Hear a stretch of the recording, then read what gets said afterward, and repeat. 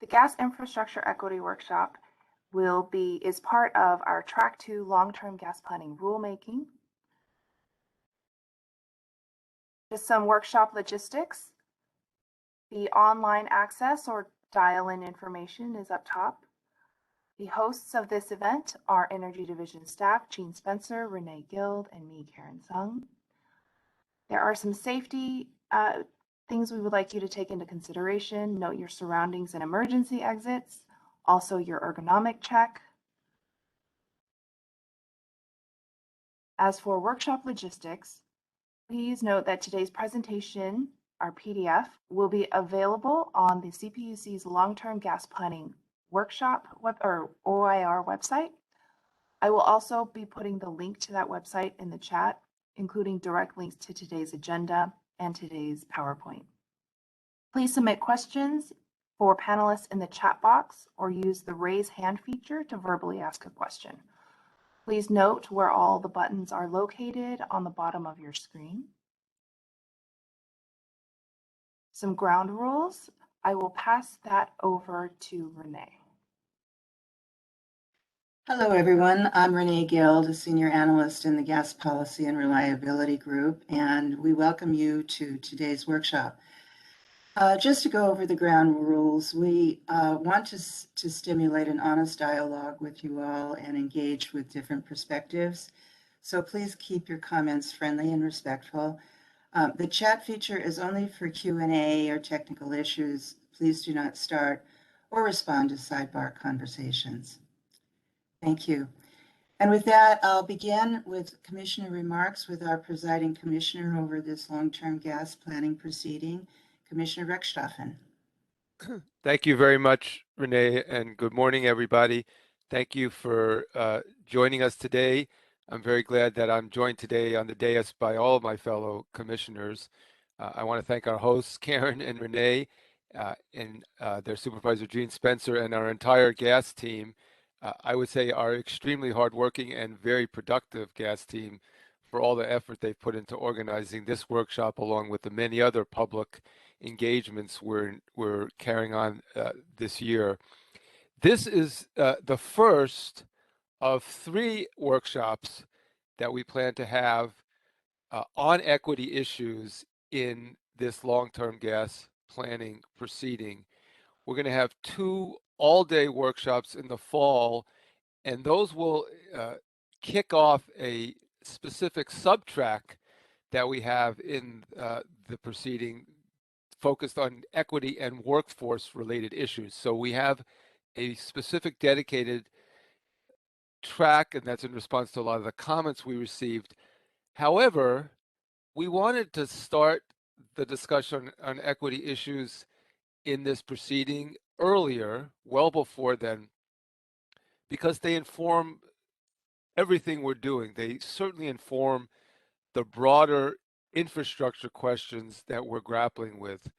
For example, among other things, as we consider a framework for how to prudently trim the gas infrastructure system, what types of community characteristics do we need to see in developing that framework? So that's just one of numerous instances where equity issues come to the fore sooner rather than later.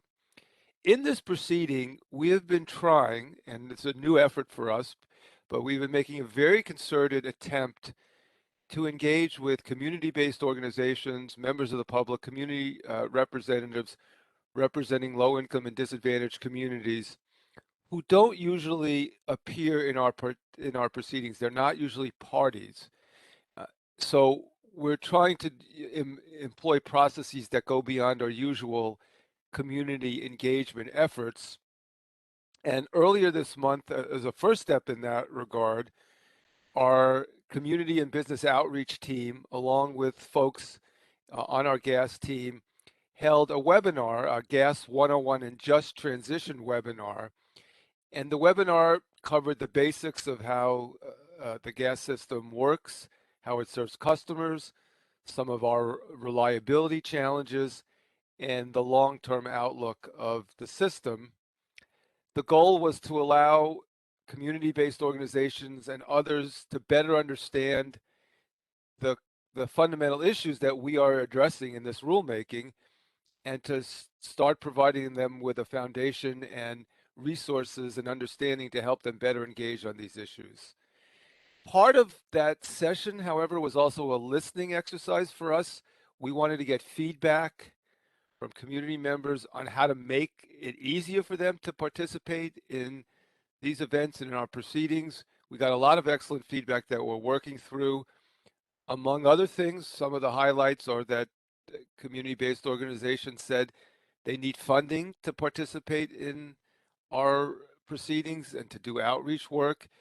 They said prompt payment of intervenor compensation is really critical to allow them to participate throughout the process. And those are two issues we understand are important and we're trying to work through.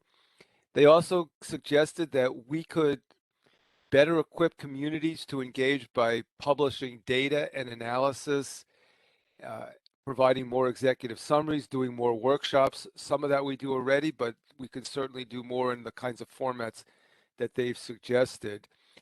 Overall, we had a really quite positive response to the webinar, and we're thinking about how we can build upon these efforts going forward. I should say, certainly the lessons we've learned apply to other proceedings as well. Today's workshop gives us an opportunity to hear from community representatives, experts, community-based organizations across the state, and we're doing it proceeding with a recognition, an important recognition, that disadvantaged communities are not a monolith, that the gas transition poses different challenges for communities across California, depending on if they're rural or urban, the climate zone they're in, and many other factors. So that's informed some of the structure of this workshop. I'm also particularly interested in hearing from participants on ways to mitigate the rate impacts of the gas transition as we struggle with an affordability crisis for ratepayers. That's one of the key issues of this workshop. There are several options before us. They all have unique pros and cons and trade-offs. I would just say two things in conclusion. It's important to note that the workshop today will inform the proceeding as a whole, not just the upcoming equity track. And I'm also very glad that we have a member of the Disadvantaged Communities Advisory Group, Dr. Elena Krieger, who's joining us today as a discussant, and she will share her perspective on each of the panels. So thank you very much for joining us today, Dr. Krieger. I look forward to today's workshop, and I'll turn it back to you, Renee. Thank you, Commissioner. Next up, we have President Reynolds, who may wish to make a few remarks. Thank you, Renee, and welcome to everyone joining us today for this workshop. I will keep my remarks very brief so we can get to the substance of the workshop. I did want to echo Commissioner Rechtschaffen's thanks to the staff, Jean, Karen, Renee, for organizing the workshop. And I wanted to also specifically thank all of the workshop presenters. We appreciate your taking the time to join us today. I also wanted to say that I am looking forward to the dialogue today and express my appreciation for Commissioner Rechtschaffen and staff for bringing equity forward, really centering on equity as we consider the important issues related to the gas transition. So I think this workshop will be a wonderful start to the series of workshops, and I'm looking forward to the discussion today. Thank you very much. Back to you, Renee. Thank you, President Reynolds. Commissioner Schromo, would you care to make a few remarks? Yes, thank you, Renee. And thank you to your colleagues, Karen and Jean, your team leader, your entire team, and Commissioner Rechtschaffen for conducting this very important workshop. I'm pleased to be here amongst the diverse gathering today. Today's workshop really highlights an important part of the regulatory process that I'm glad we are considering. It's one thing to write decarbonization policy and regulations, but it's another thing to roll it out and implement them, knowing that they will impact almost every household in the state, and we have a very diverse state. Our regulations must be mindful of the renters as well as the homeowners and those with high gas usage as well as those with low usage. It won't be easy, but just as we've seen a shift towards cleaner vehicles and the very welcome proliferation of LED light bulbs, there is a way to manage the transition equitably. I firmly believe that.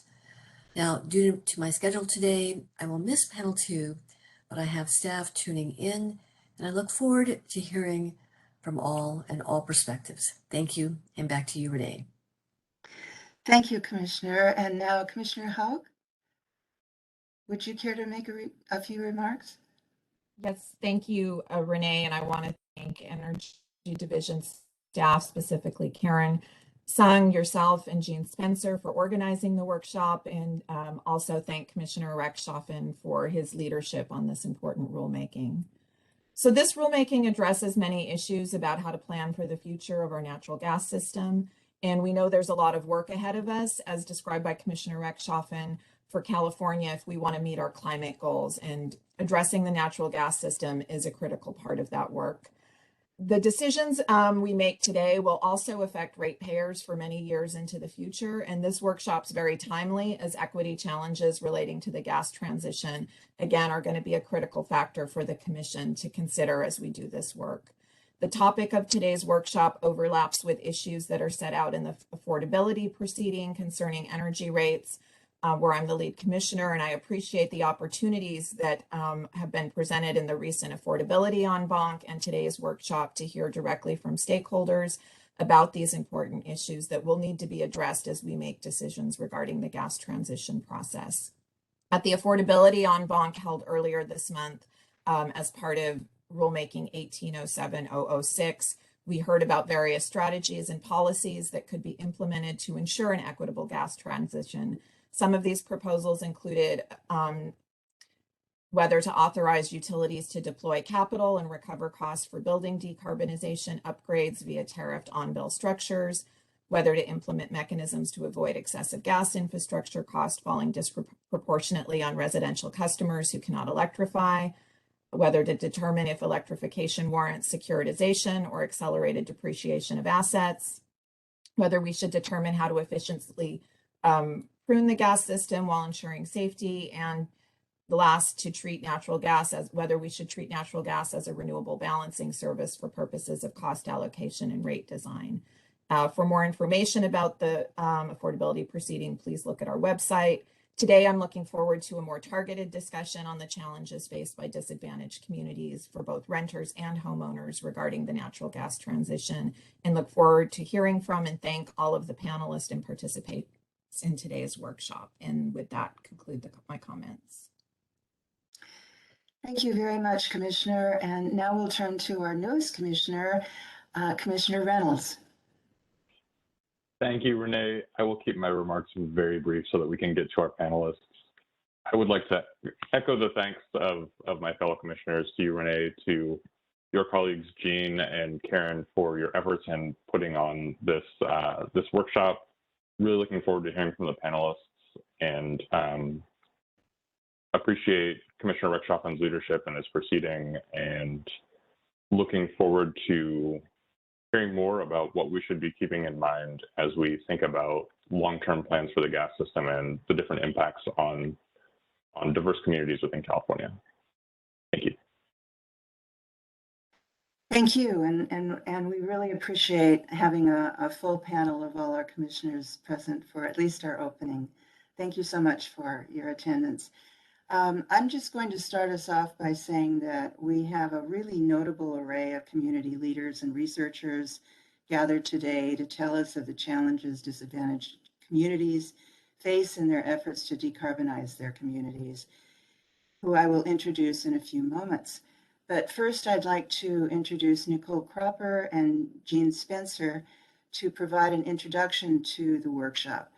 Nicole is a special assistant to the Office of the Commission and will be speaking about the Communities, Environment, and Social Action Plan and the Disadvantaged Communities Advisory Group. Jean Spencer is the supervisor of the Commission's Gas Policy and Reliability Group, in which I work, And she will give us an introduction to the long-term gas proceeding, where we are in the proceeding, what the bounds of the proceeding are, and what we hope to accomplish in the proceeding. With that, I will turn it over to Nicole. Thank you, Renee. And thank you, Karen and commissioners and Commissioner Restoffen, especially for putting on this workshop today. So first, I want to actually make sure that everyone can hear me before I get into my presentation. Fantastic. Yes. So as Renee said, I'm Nicole Cropper, Special Assistant in the Office of the Commission, presenting on the Commission's Environmental Social Justice Action Plan. That really is a resource on how the Commission kind of views and considers environmental and social justice issues. So I'd like to start with these two definitions here. They really underlie the work that we do here at the Commission. This first definition is the Environmental Justice Commission from the US EPA. And what I really wanted to point out here was the fair treatment and meaningful involvement of all without explicitly, but this definition doesn't explicitly define what these terms mean.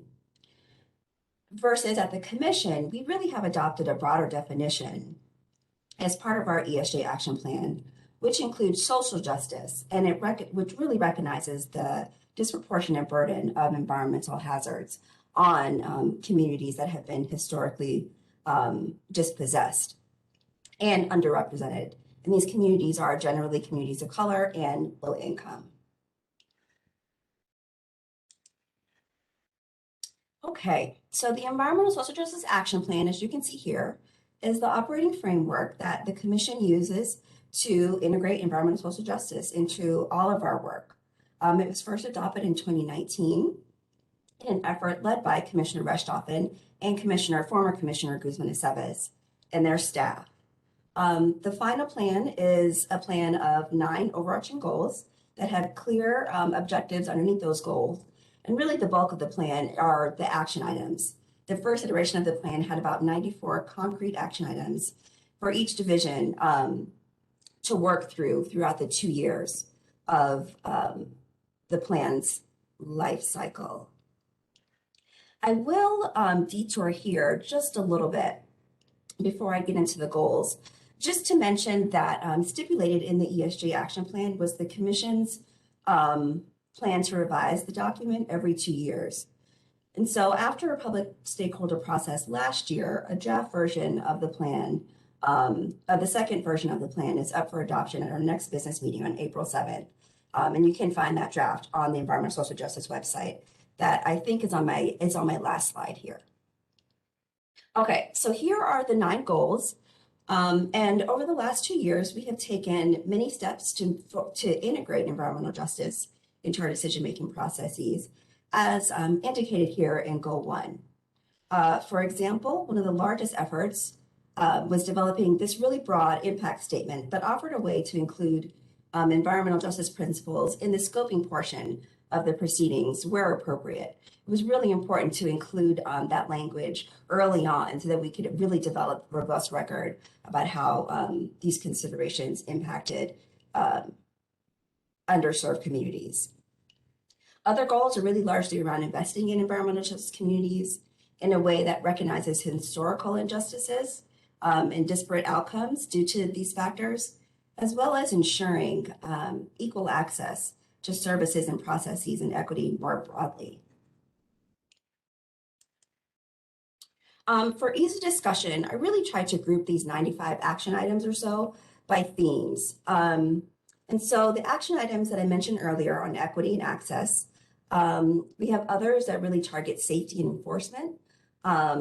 In the draft version of the second iteration of the plan, studying impacts is really important. Now that we have about 2 years of data underneath our belts about the funding that we've allocated to communities, we really can now look at metrics and see where we need to tweak if we need to course correct. And so this last slide, there's the next slide, excuse me, here are just a few examples of the types of action items that are included underneath those buckets that I outlined here. We want to have really, one of the things that I really do want to point out here is that we wanted to have alignment with the work that folks here who have done on race and equity. That was a big plan, a big part of the commission's work in 2021. And so the revisions in draft 2 really try to align with those efforts. And then additionally, based on learnings over the last couple of years, we're also exploring ways to broaden our engagement with the access and functional needs community and unhoused individuals. So as I mentioned earlier, the first iteration of the plan was scheduled to be updated every 2 years. After going through the process of doing so, we've now extended the update to about 3 years to allow more time to gather more substantive data and feedback. So you'll see here our method of accountability. In about a year, we will come back to the commission and present a status report on the action items. We'll also be presenting at the Low Income Oversight Board that Commissioner Sharoma leads, and then the Disadvantaged Community Advisories Group. So I know that we're going to be hearing from Dr. Krieger later, but I did want to just give a brief overview of the DACAG, the Disadvantaged Community Advisory Group. It's an 11-member group of folks who represent diverse communities across the state and advises the Commission and CEC on impacts of energy programs on disadvantaged communities. And their foundational framework was really this equity framework that you can see here. And it reminds the advisory group, the Commission, and us at the PUC to make sure that we're centering health, safety, access, and ensuring financial benefit, consumer protections, and opportunities for economic development in ways that can really help reduce the disparities of impacts on environmental justice communities. Okay, so with that, I think I'm done with my portion of the slides or of the presentation, and I will turn it over to Jean.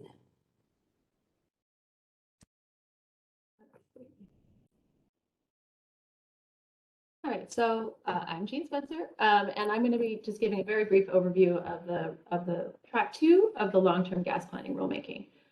And a big focus, there's a lot of things in the rulemaking, but a big focus of it is we're trying to plan for the decarbonized future while also ensuring safety, reliability, and just and reasonable rates during the transition. So track 1 has been the last year and a half or so. We're expecting decisions in that very soon. So I'm going to focus on track 2 today. So track 2 has been divided into 3 sub-tracks. Track A is currently underway, and it's focused on gas infrastructure. Track 2B is going to begin in October 2022, and it's going to look at safety, equity, gas revenue and rate design, and workforce issues. And then track 2C will begin in 2023, and it's going to look at data and process issues. So I'm just going to highlight a few of the key infrastructure issues in track 2A that might be of interest to communities. One of them is this question of should the commission require site-specific approval for gas infrastructure projects of above a certain size. So this, on the electric side, there's a general order 131D that requires electric infrastructure above a certain size to go through a permitting process. There's no equivalent on the gas side. So we're looking to see whether that should be implemented, and if so, what it should look like. Opening briefs have been filed for this already in February. Reply briefs are due at the end of the week, and we hope to have a proposed decision by July. So this would give communities a bit more input into some of these decisions by creating an additional permitting process outside the general rate cases, which are also known as GRCs. Another issue in the gas infrastructure portion of this proceeding is we figured that the pruning will likely start with gas distribution lines, which are the pipelines that serve like local communities and individual homes. And we're trying to think about what characteristics we should keep in mind as we're prioritizing where to begin with this work. One set of characteristics that we're considering are community characteristics. Should we begin with low-income communities, with disadvantaged communities? Should they be given priority? Another factor is, would it save money electrify a certain area rather than say replace a pipeline that needs replacement? Would that save all ratepayers money to do it that way? Should we be looking at safety issues? For example, there's a kind of pipe called Aldol A that some of the older versions of it don't have a great safety record, and the utilities are, out there replacing that pipeline as we speak, right? So should we be focused on those kind of areas as we target specific areas for decommissioning distribution pipelines, since those pipelines are being replaced anyway? Another factor is, are there what are the non-pipeline alternatives that are available in that area? Is there enough electric infrastructure to support, a community moving off, or a street, or, moving off of the gas system? So, and these may overlap.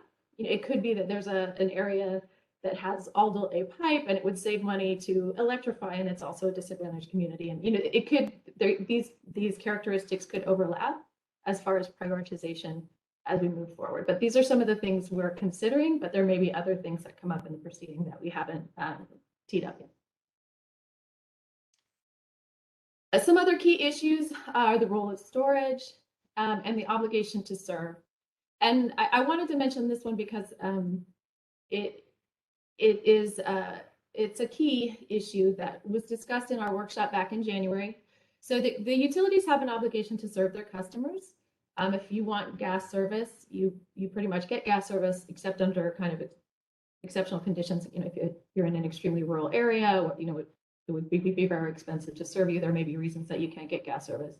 But for most people in the more densely populated areas, if you want gas service, you can have it. And so that creates a problem as far as, like, for example, if you look at this street, let's just imagine there's a pipeline running down the middle of this street that's serving this community, or this one street. If there are one or two homes along this street that do not wish to electrify, then that pipeline would need to stay, at least under the current interpretation of these rules. So this is kind of a sticky issue that we need to figure out, like how can we do targeted electrification and decommissioning and still have this, or, and how do we handle the obligation to serve in that context? So we expect a decision in Track 2A in September 2022. And then we're going to move on to Track 2B, and that's looking at equity, rate design, revenues, safety, and workforce issues. And I know there's a lot of words on this slide, but I'm just going to highlight some of the main things. As far as equity, it's going to be some of the issues we're talking about today. What are the barriers to electrification faced by low-income and disadvantaged communities? But also, what actions can the CPUC take to address these barriers? So we're talking about this today. We'll talk about this again in October. We'll probably build on what we hear today then. One thing just to note is that pilot projects are not currently planned in this proceeding. So I think it's important to understand that right now, that's not the focus of the proceeding. It's more setting the kind of structure of how we consider pipeline projects at the CPUC. It's possible that they'll be considered going forward, but at the same time, we're also working with other groups that are doing pilot projects, and we've been working with them for quite a while. So within the CPUC, the Building Decarbonization Team has funds for electrification projects, and we've been working with the CEC's Research and Development Team for about 2 years on the pilot projects it's currently working on in both Northern and Southern California. So we expect to be informed by what happens with these other groups, even though at this point in this proceeding, we're not doing pilot projects ourselves. Rates and revenue, we're going to talk about this a little more today. What strategies should the Commission consider to try to mitigate future rate impacts? There's a lot of concern that people who are left on the gas system could face increasing rates as more and more people leave. Safety, a lot of safety work is required, and obviously we want the pipeline system to be safe.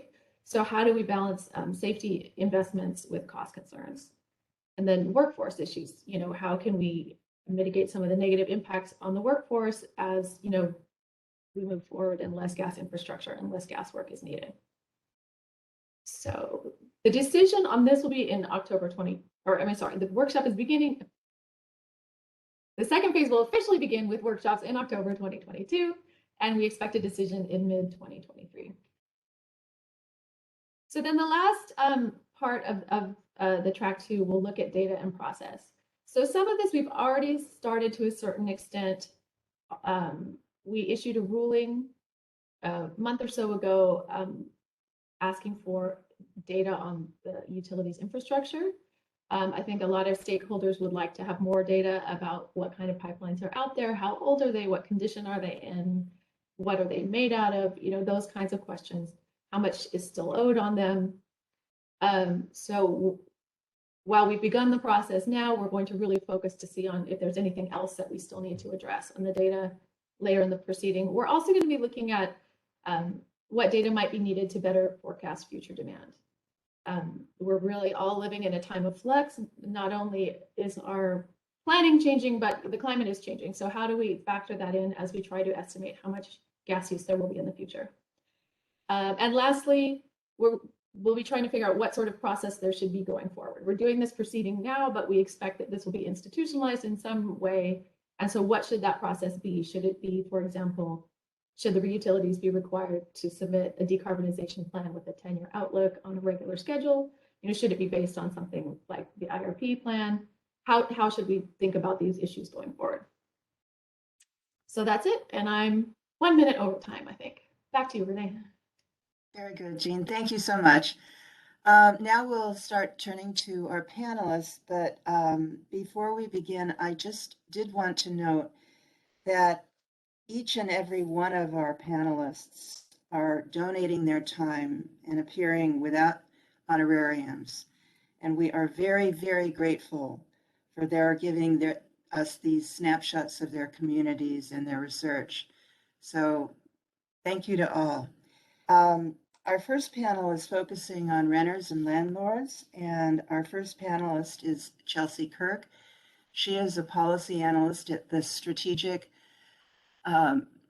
Return for a Just Economy, Strategic Actions for a Just Economy, or SAGE. And she was a principal author of a recent study of the Los Angeles building decarbonization efforts, which particularly focused on tenant impacts and recommendations.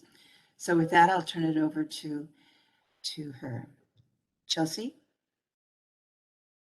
Good morning, everyone. Thank you. And thank you for having me.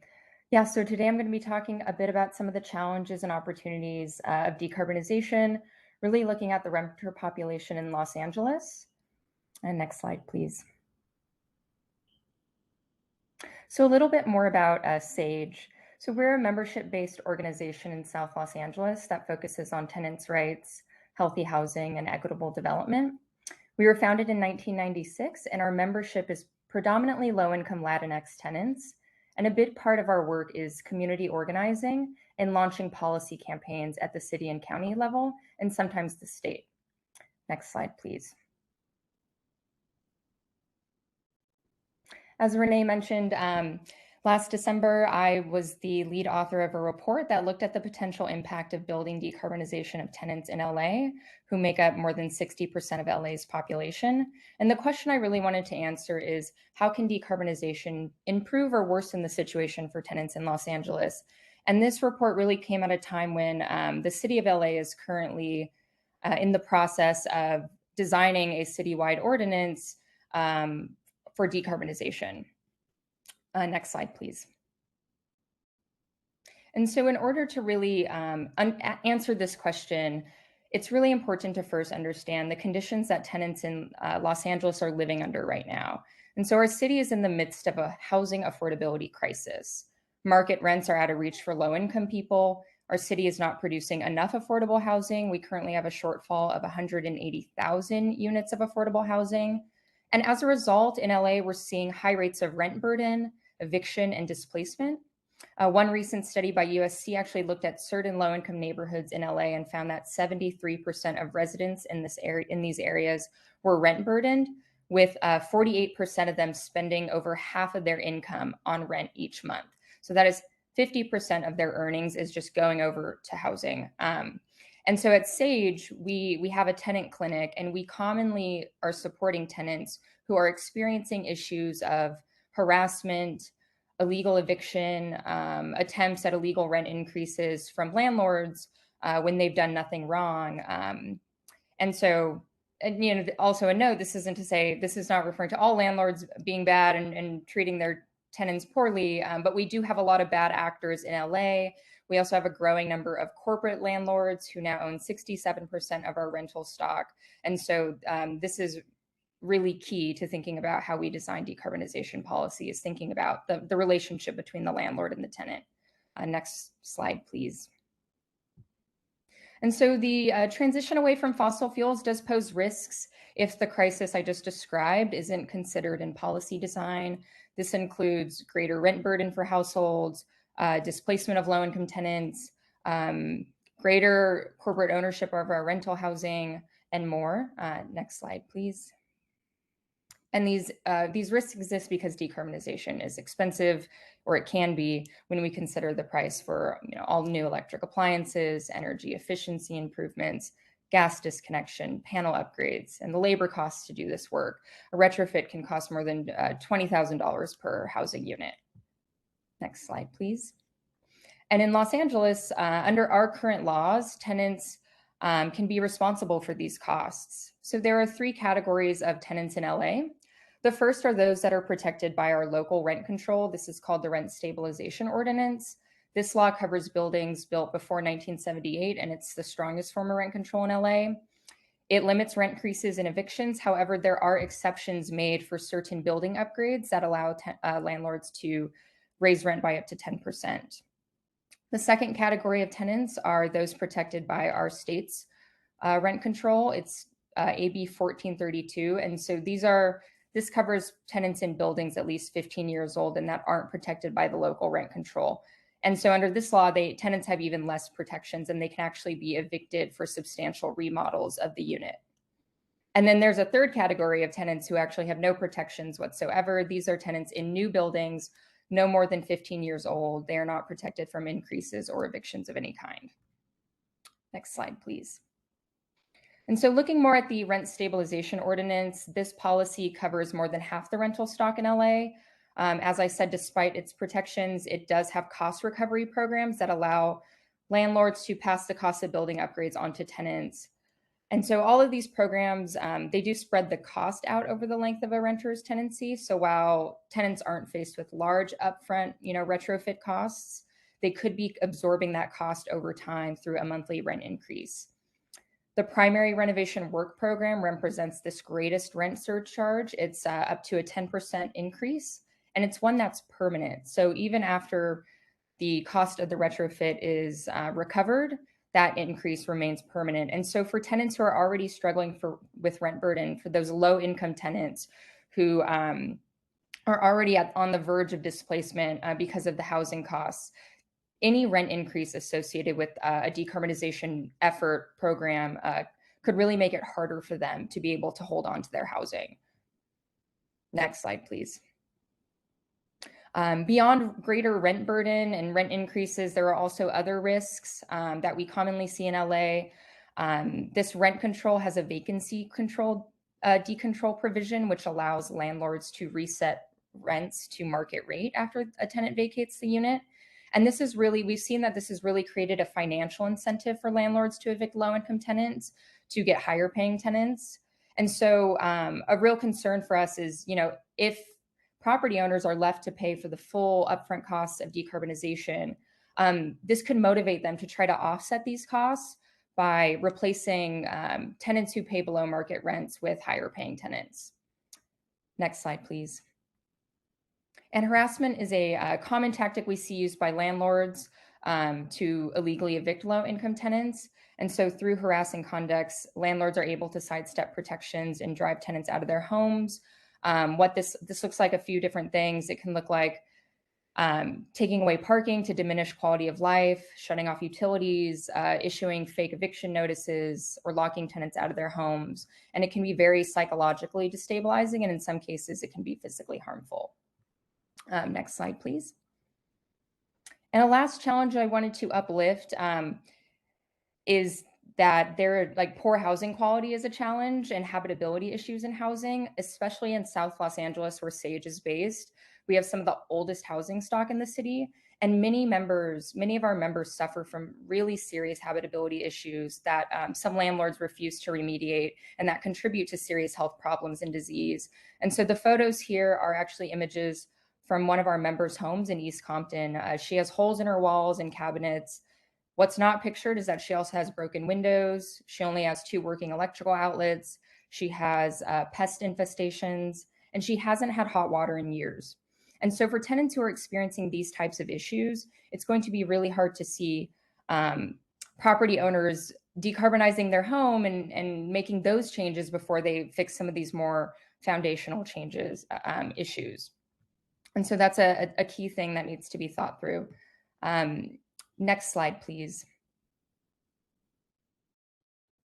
And so those are some key concerns, and there are also many opportunities to improve quality of life for tenants in LA. I want to focus on 2 of the main ones that our members at SAGE are very see as like a top opportunity. Next slide, please. One is improved health. Many of our members at SAGE have vocalized that improving health for themselves and their children are one of the greatest benefits they see of decarbonization. So natural gas appliances, they're creating those unhealthy outdoor air quality. And so when we remove gas from the home through conversion to all electric, we'll eliminate indoor air quality hazards caused by natural gas appliances. Next slide, please. And then related to the previous slide about habitability issues, a real opportunity here is also if decarbonization is approached holistically, it is not only an opportunity to make the home all electric and climate resilient, but also to remediate some of those indoor environmental health hazards like the ones Lourdes experiences. Next slide, please.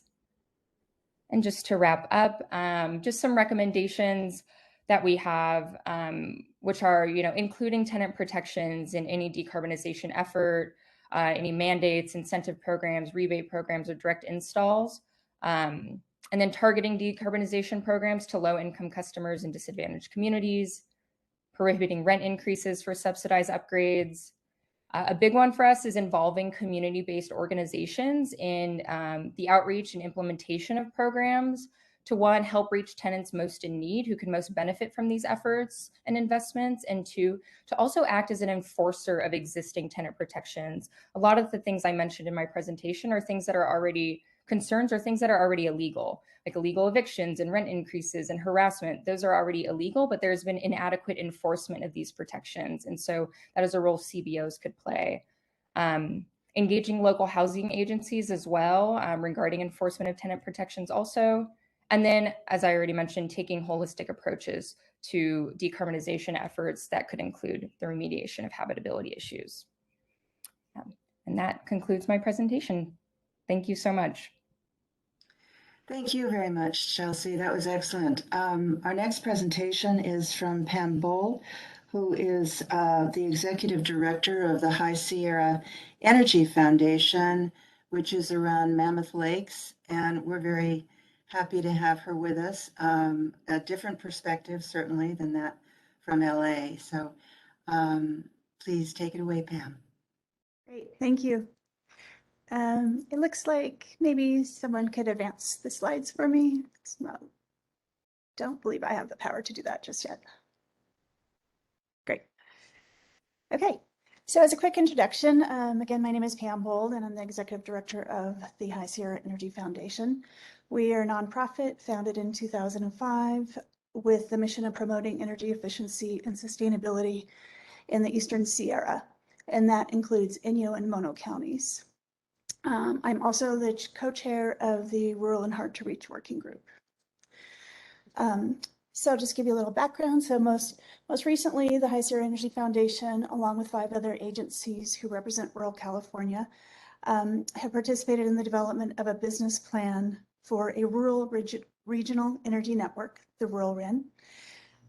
These agencies have worked together since 2015, sharing best practices, representing the rural perspective on implementation and in regulatory proceedings. Beyond that recent initiative, which was all-consuming in developing a business plan, We are a regional partner for the SoCal REN for the public agency and multifamily energy efficiency programs. And we implement the Eastern Sierra Green Business Program, which is part of the California Green Business Network. We do other community initiatives, such as we have a little pet project now trying to develop an energy efficiency demo center in a newly proposed small business development center in Inyo County. We've done many statewide public goods program funded outreach, such as REAL, Energy Efficiency, Energy Upgrade California, et cetera. We have administered CDFA Healthy Stores Grant and hoping to do so in the next round, and do a lot in youth education. So today there will be many others who will be looking at this topic through an equity or inequity lens. However, I'd like to present a case for hard to reach areas to be viewed through an equitable lens to ensure that the initiatives aimed at urban areas are able to be implemented in rural and hard to reach areas. Oops, sorry. Okay, I do have control. Great, thank you. First of all, I originally intended to represent the entire Sierra region in this exercise, but sifting through general plans and housing elements just for the 4 jurisdictions that I worked on, which were Mono and Inyo counties, City of Bishop, and the town of Mammoth Lakes. That alone proved to tax my capacity, but certainly a lot of what I'm presenting today would include and be applicable to much of the Sierra, the entire Sierra region. So if I succeed in anything today, it will be that if I can represent the region properly, you'll learn that this region is not quintessential California, that the characteristics don't align themselves oftentimes with traditional implementation of programs, energy-related programs. So to just highlight the extremes, this area has extremes in virtually every aspect that you look at. So starting with the land mass, these 2 counties alone, Inyo and Mono, consist of over 13,000 square miles. They include the highest elevation with Mount Whitney and the lowest elevation in the continental US with Badwater. The population, on the other hand, is the opposite of that, with the 2 counties consisting of just about 30,000 people. However, due to tourism, that number can easily double with visitors throughout summer or winter vacation times. The climate in the region has some of the most extreme climates in the entire United States, including the high record temperature of 134 degrees in Death Valley back some years ago, but then just most recently in 2020 of a record 130 degrees, as well as the lowest record in the US, which was just up north in Nevada County, but regularly Bodie, California, and Mono County is the coldest place in the United States, often registering in the -20 degrees. Just as a quick example, where I live in Crowley Lake, in January of this year, over half of the days in January had low in the single digits or below zeros. The lows were in the single digit or below zero, and 9 of those days didn't make it above freezing. So that's not what you think of California, most people, I believe. The income in the region is also varied. There's a section in the lower southeast corner of Inyo County that has a median household income of just about $30,000. Yet on a winter weekend, you can see private planes and jets at the airport bringing people to stay in their 2nd, 3rd, or 4th home, and some very large homes in the area. And then housing, there are more second homeowners in parts of Mono County than there are primary residents. However, the most pressing issue for local jurisdictions and the top priority is to find solutions for housing shortage with an emphasis on affordable housing, which is having a dramatic impact on our labor shortage. Some area characteristics. There is no natural gas in the region due to its rural nature. The area includes 7 federally recognized tribal nations.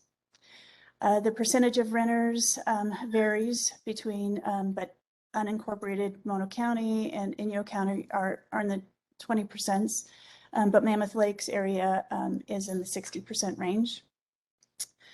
For care eligible, I don't have the total numbers, but I do know that of those who are eligible in Inyo County, 73% are enrolled, and in Mono County, 43%.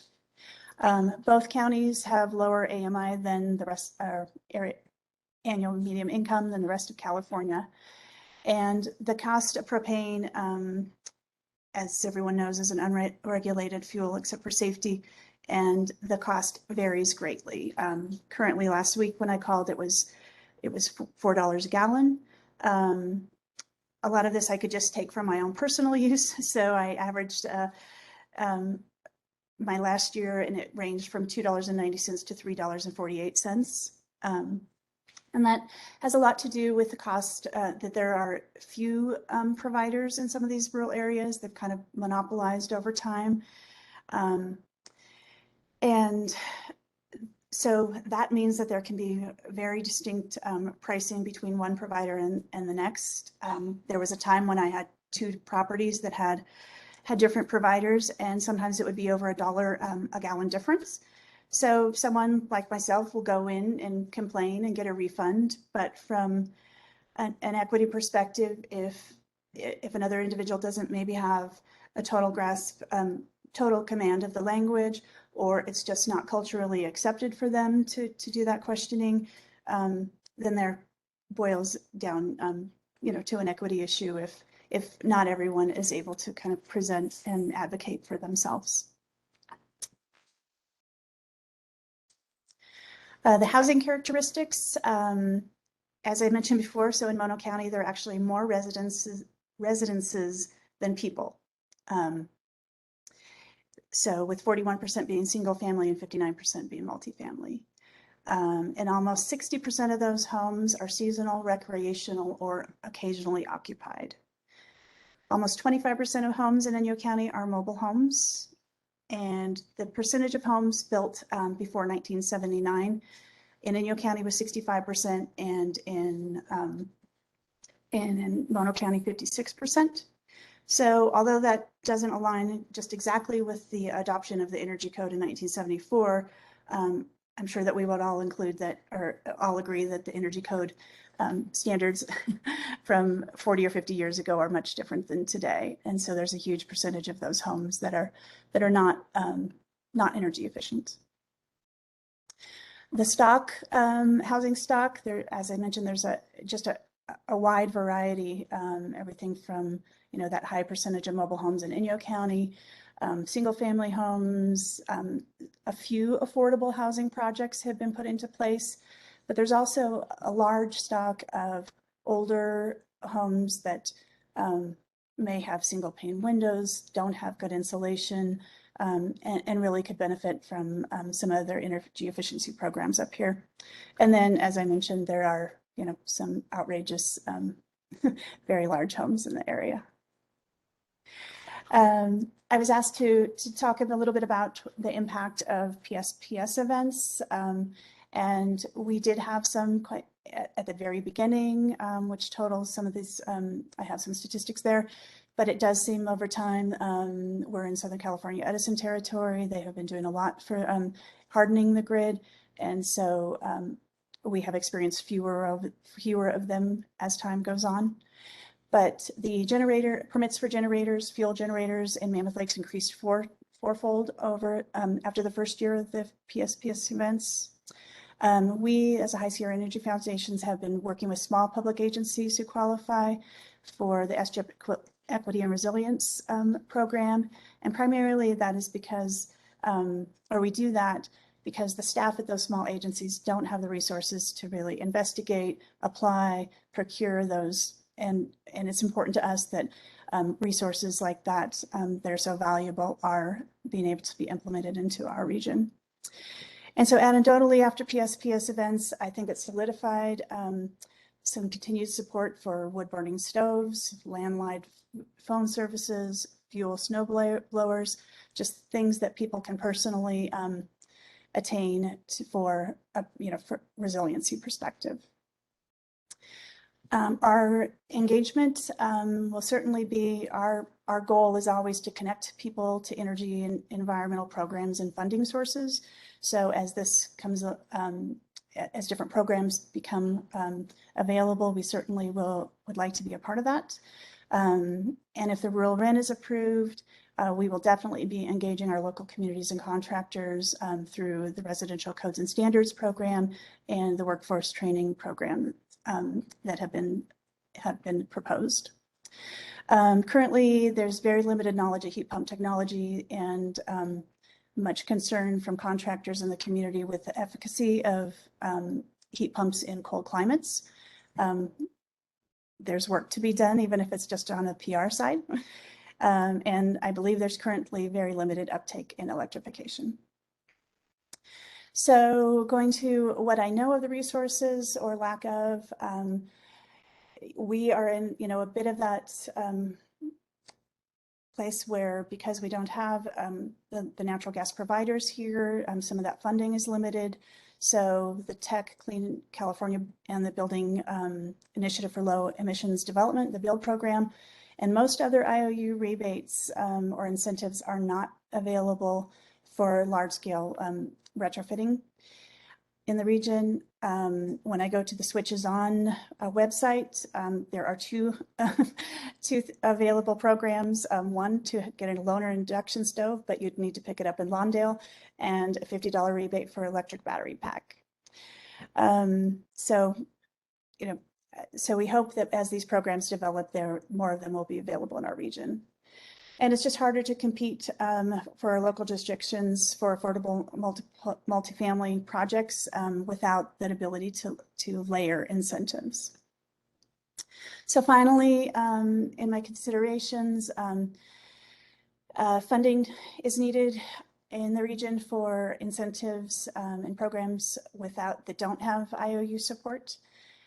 We would love to see community microgrids to support emergency centers, and including in hyper-rural, hard-to-reach areas.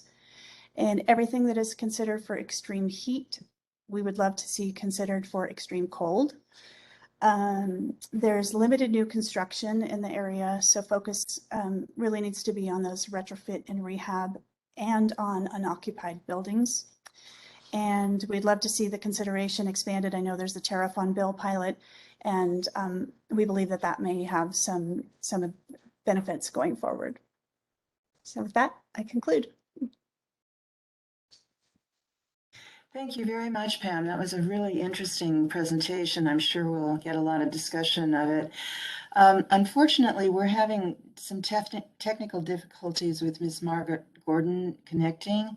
And so we'd like to suggest that we go directly to Dr. Elena Krager's remarks.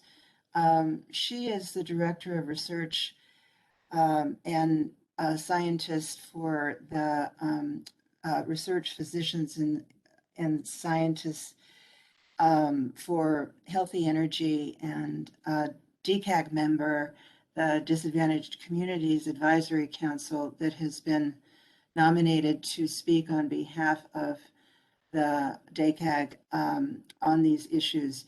And so we've given her time at the end of each of the panels to lead off discussion of the panels. And if we can get Ms. Margaret Golden reconnected or connected, we will take her after some of Dr. Krager's questions and get back on schedule. Dr. Krager, can you,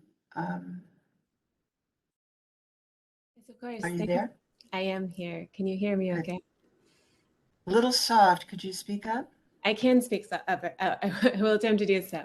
Anyway, thank you so much for having me today. And I really appreciate the chance to be here. And I'm going to be speaking, as you said, some on behalf of the Disadvantaged Communities Advisory Group and some in my role as the Director of Research at Physicians, Scientists, and Engineers for Healthy Energy, which is an energy science and policy research institute based out of Oakland, California. And so, first of all, thank you to our first two panelists.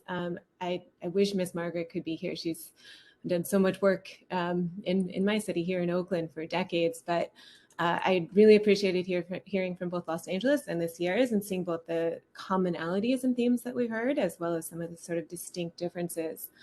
A couple of the themes that came out from our first two speakers certainly were related, not too surprisingly, to, I think, housing affordability and energy cost burdens. Oh, is that Miss Margaret?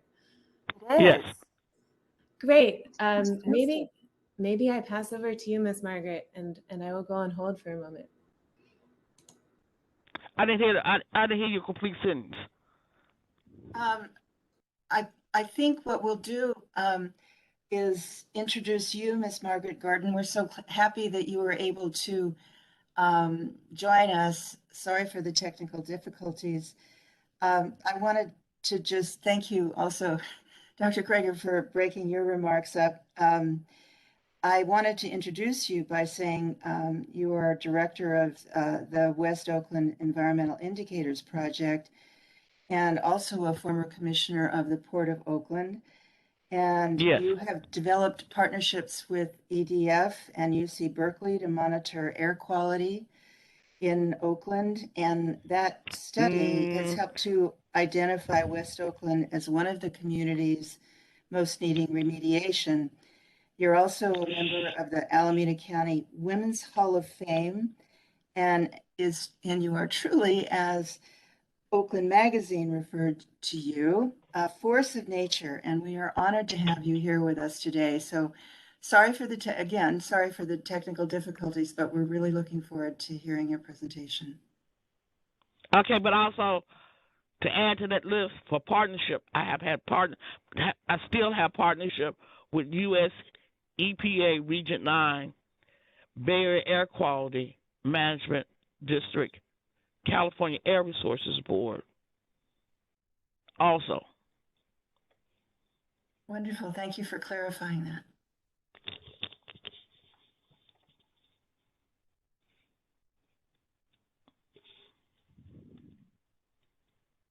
Ms. Margaret Gordon, you are welcome to start your presentation now.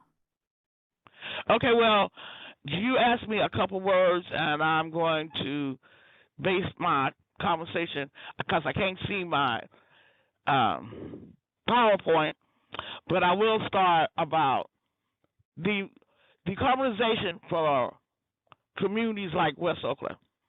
And it's been the history because of redlining.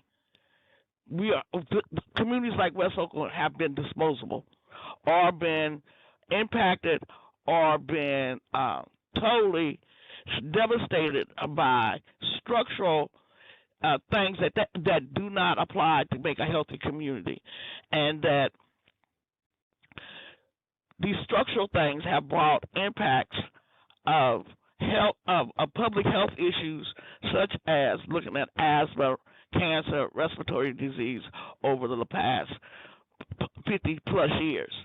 And so when you still start talking about carbonization, you also got to look at the history of the community, how it got to be this impacted community, and that you just can't start from the point of 2000. Here it is 2022, and you're going to talk about carbonization. That's just disingenuous and not authentic or transparent. So, and also when most contractors for that come into this community, they don't see the social value. Don't see the social value of the community being part of the planning, part of the process, part of the negotiations, part of the economics of their community. So I would suggest that I would suggest that CPUC have a more in-depth understanding about how to plan this out in a more holistic and comprehensive process. And just putting putting in electric stoves and not having all the other things that need to reduce the cost of electricity has to be part of the plan of operation.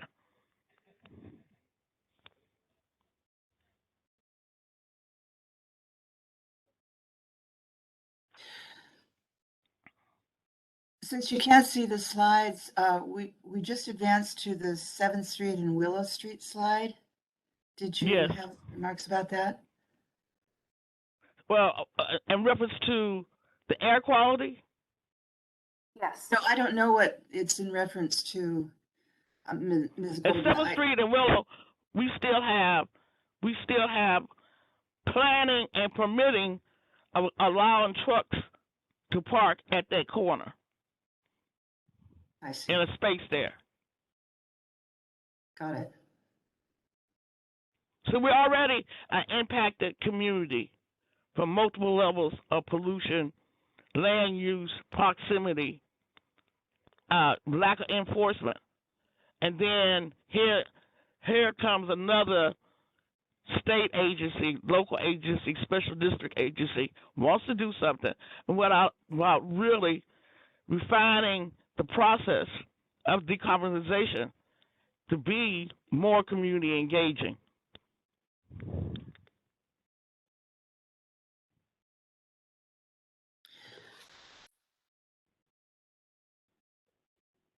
Okay, so in the slides, sorry, I'm going to go back to the next part is how you became an activist.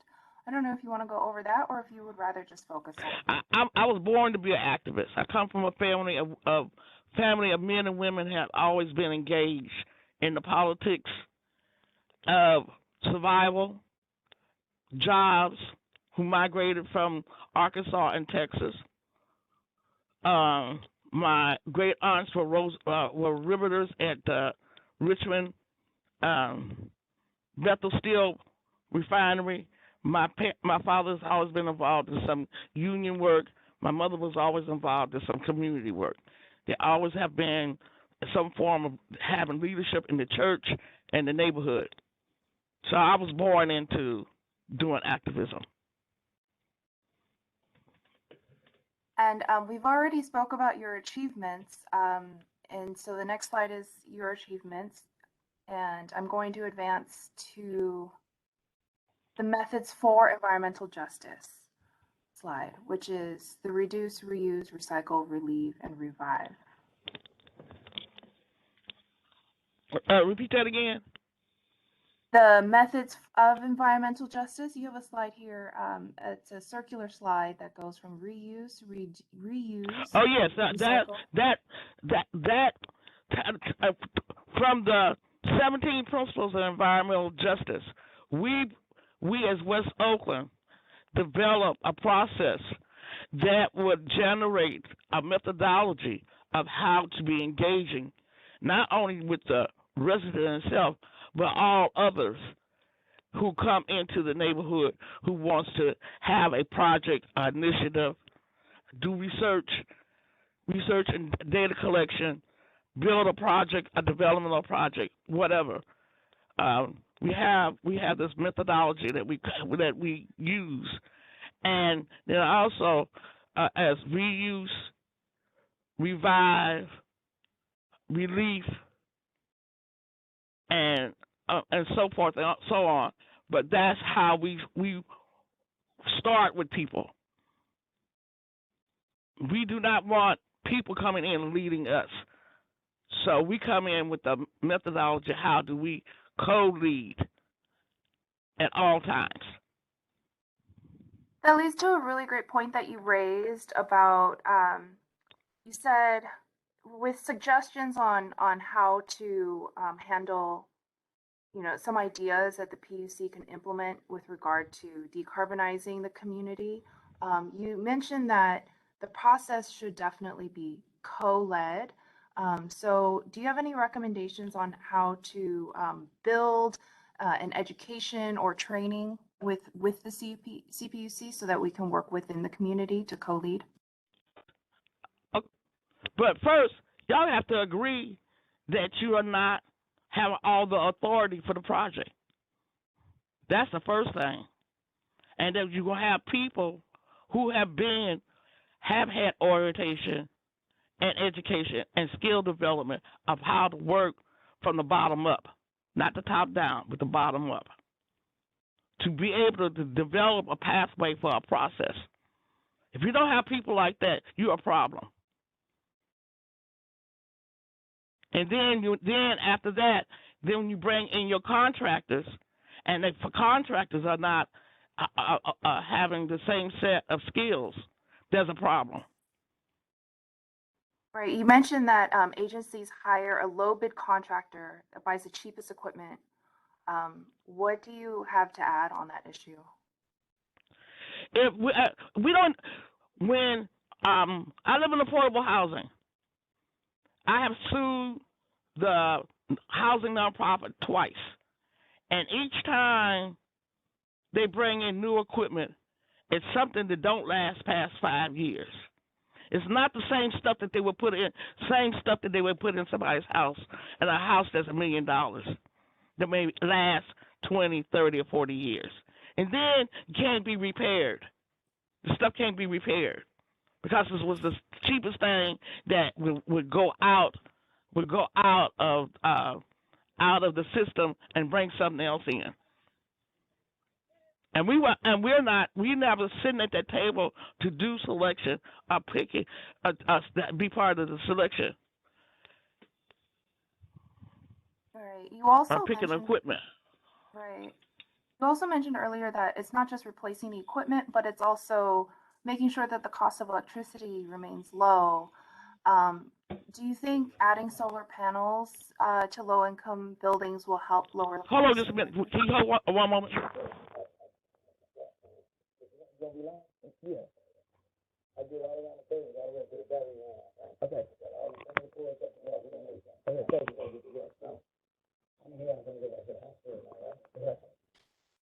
All right, I got to go. All right, excuse me. So anyway, hello? Yes. Ms. Gordon, we're going to have to wrap up your section and move to discussion with Dr. Krager. Yes. But I would love to hear your views on solar that we just asked. Karen just asked you about your views on solar. Yes, but the next time we have a conversation, I'm expecting to have either conversation for myself or for my organization to sit down with the PUC. I think it's very unfair. You get a salary, and everybody else who has an initial behind their name gets a salary. So to be really true to equity, we're gonna start with economic equity. That raises a good point of how we get compensation for our low-income providers or low-income feedback from within our communities.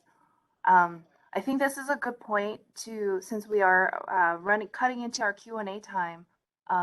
If Ms. Margaret Gordon, you don't mind staying on, we would like to invite you to stay with our Q&A discussion as well. Yes, I can stay on.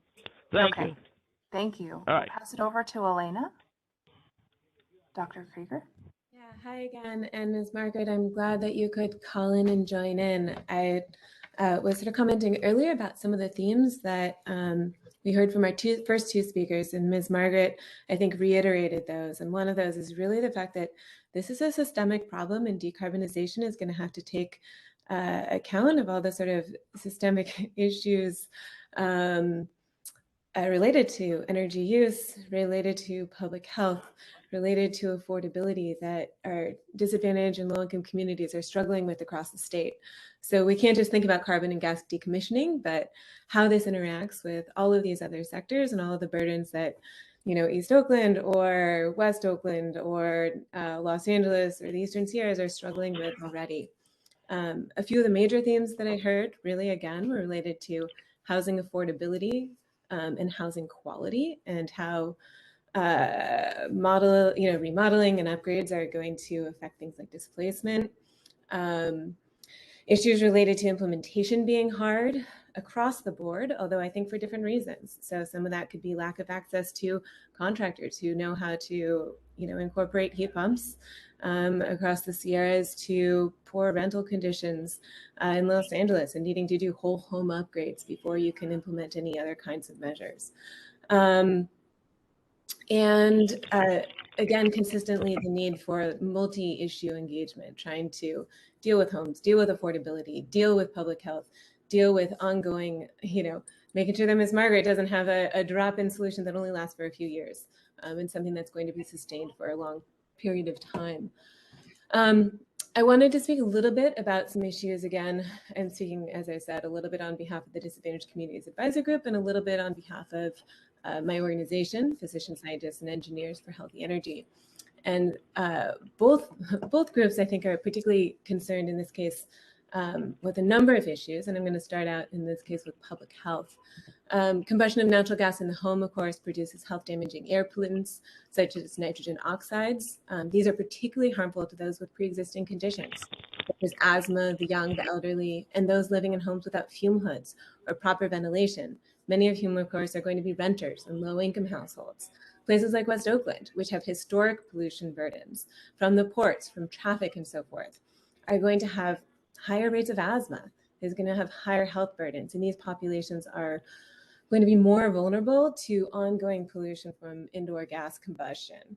So electrification can help actually reduce some of these indoor air pollutants.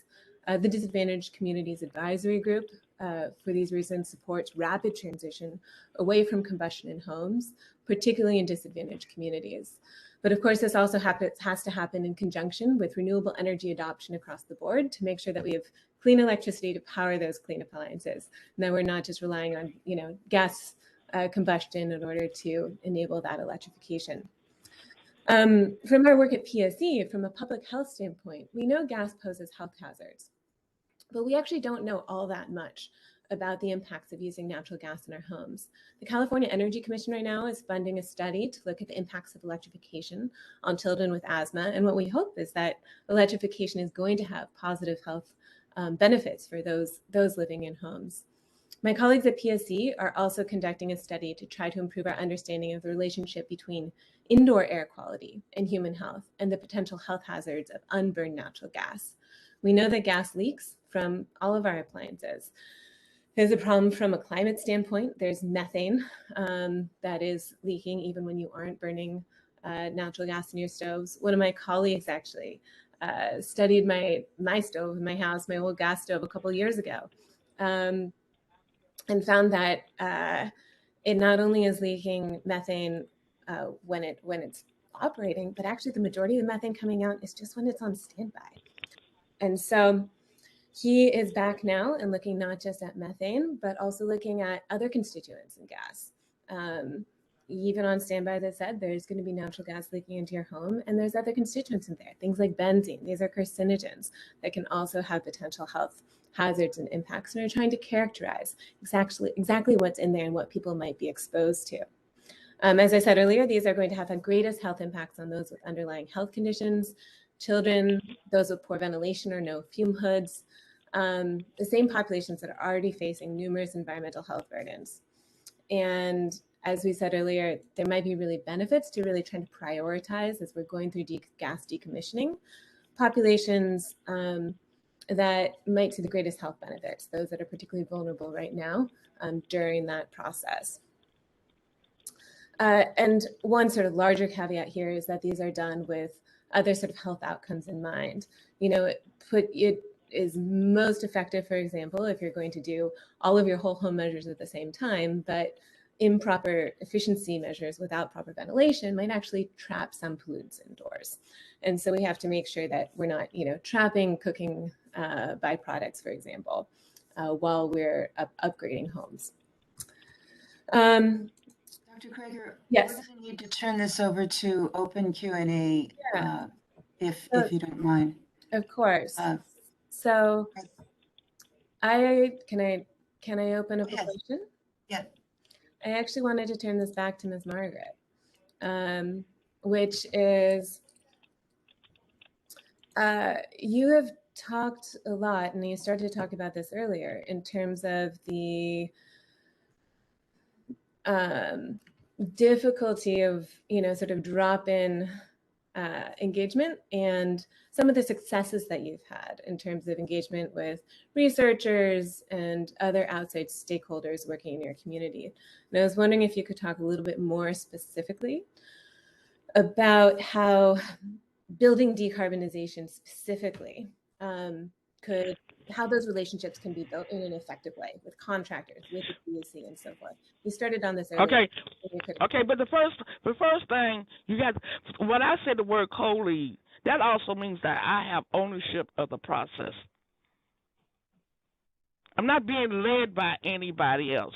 We are trying to work in coordination and collaboration. And that is not being one of the agencies' best set of understanding when you come to community. They come in with their plan. It's not our plan. It's not a we plan. That's why you have to demonstrate co-leadership and ownership. Because you already have your power play. You already know what authorities that you have. You know all that stuff already. But you don't have the relationships. And that's the only way you're going to building the relationship. If we go through a process where it's built in around relationship by planning how we going to work together.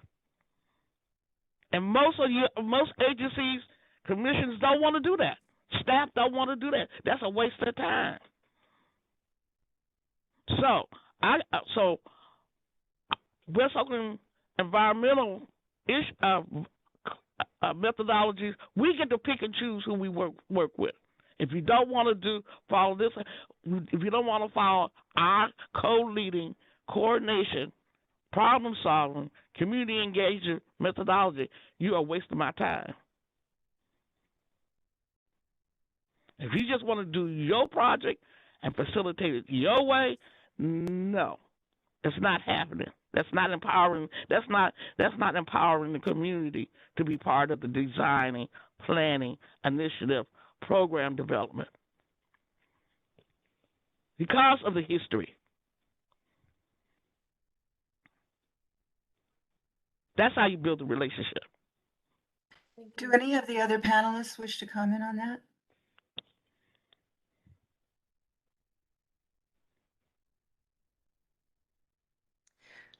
Yeah, I would just agree that, having community input of what the actual needs are. I feel oftentimes we make assumptions of what communities need, but don't really go out and have open and direct two-way conversations. So I think that that's an important aspect as well. And yet also, the world has lived up under colonialism. Okay? So don't you think by now that would be removed from the thinking that you come in and you're gonna be the power of a process. No. This is not like Africa. We gave them the Bible and took the land. Or we gave the Indians the alcohol and took over their territorial policies of being in prosperity and have sustainability. That's no more. That's not happening. We have people inside these agencies and they still think that way. We come here to tell y'all what to do. No, you can't tell us what to do. Well, with respect, I think that's what we're trying to hear today. And we are going to have to move on in our program. Could I say one thing? Of course. Yes, to Margaret Gordon, thank you so much. In true sense of speaking truth to power. And the importance of trust and the importance of listening to the activists in the communities and the leadership of the communities, as opposed to regulators like ourselves coming in saying, hey, this is the best path, this is going to be good for you. Who's to say that that is, that we know what the best path is? So all the more it's important to hear the local voices and provide for true, meaningful participation and contribution to problem solving. So I just want to say thank you for your very important and strong words. All right. Thank you very much. Y'all have a nice day.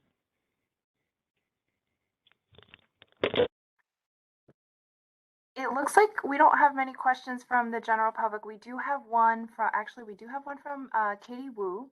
The question is the lack of access to IOU rebates directly due to the lack of natural service? Is there access to electric rebates?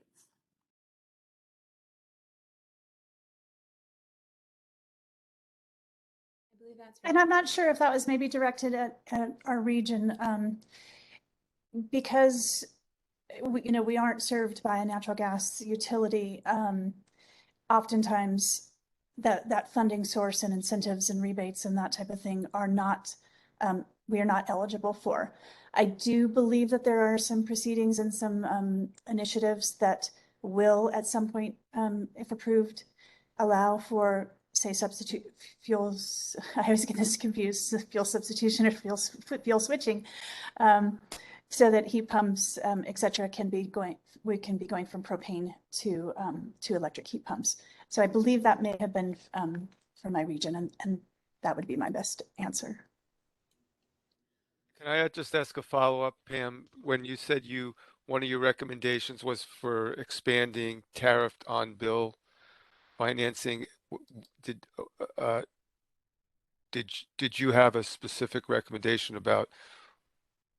Does that mean just you're being eligible for that, or some change into the pilot that's being considered? What was your recommendation there?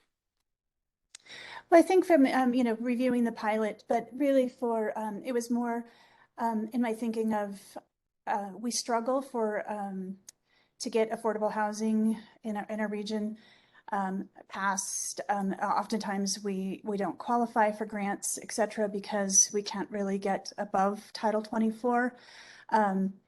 And if some of that, like if there was additional funding or layering and there was tariff on bill for those affordable housing projects, and I'm not an expert by any means on this particular topic, but it's my understanding that that would allow affordable housing to projects to be more feasible.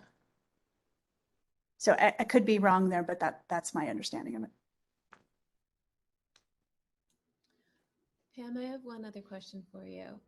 And this is something, again, that the DAGAG has talked about, sort of, trying to promote strategies for education on building electrification, appliance types, heat pumps, both for end users and for, contractors and distributors, particularly to make sure that access is possible in places like the Eastern Sierras where you live. Do you know of any, I'm trying to think of historic examples of other kinds of education or technology transfer, maybe for, cell phone infrastructure or something else that would be a good model for trying to figure out how to do that education and technology transfer where you work and where you live? Yeah, I can't think of a different technology, but I will say that in developing the business plan for the rural REN, we really looked and took inspiration from the 3C REN and some of the codes and standards training that they're doing that also has an overlay to workforce education and training. And so we believe that, if we are approved, that codes and standards training ability to really localize, specific training or technologies for specific regions, as we're in Climate 16, but Climate 16 has a vast array of different, climate characteristics.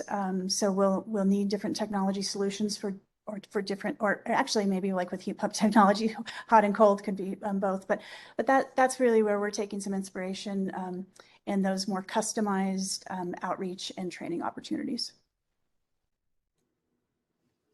Thanks. Thank you both. I think we're going to have to move on to panel 2 and, excuse me, save the questions in the chat for our questions and answer session at the end where we have more time. We're running about 5 minutes behind now, and I'd like to start panel 2, which is going to be looking at snapshots of homeowners. And our first presenter is Hank Bernard of the who is the Environmental and Natural Resources Director of the Bear River Band of the Rancheria, the Rancherville Rancheria, which is near Eureka. He calls himself the Everything Director because he has 19 different groups under his direction.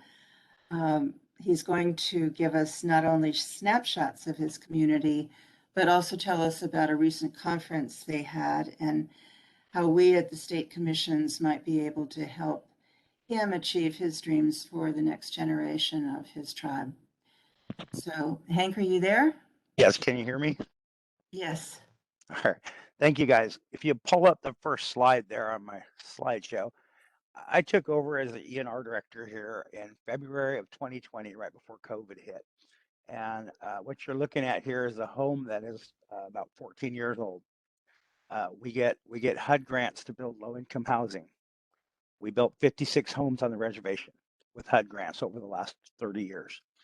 And the issue is, just like Ms. Gordon said, you give us money to build a home for a low-income family that they can't afford to maintain.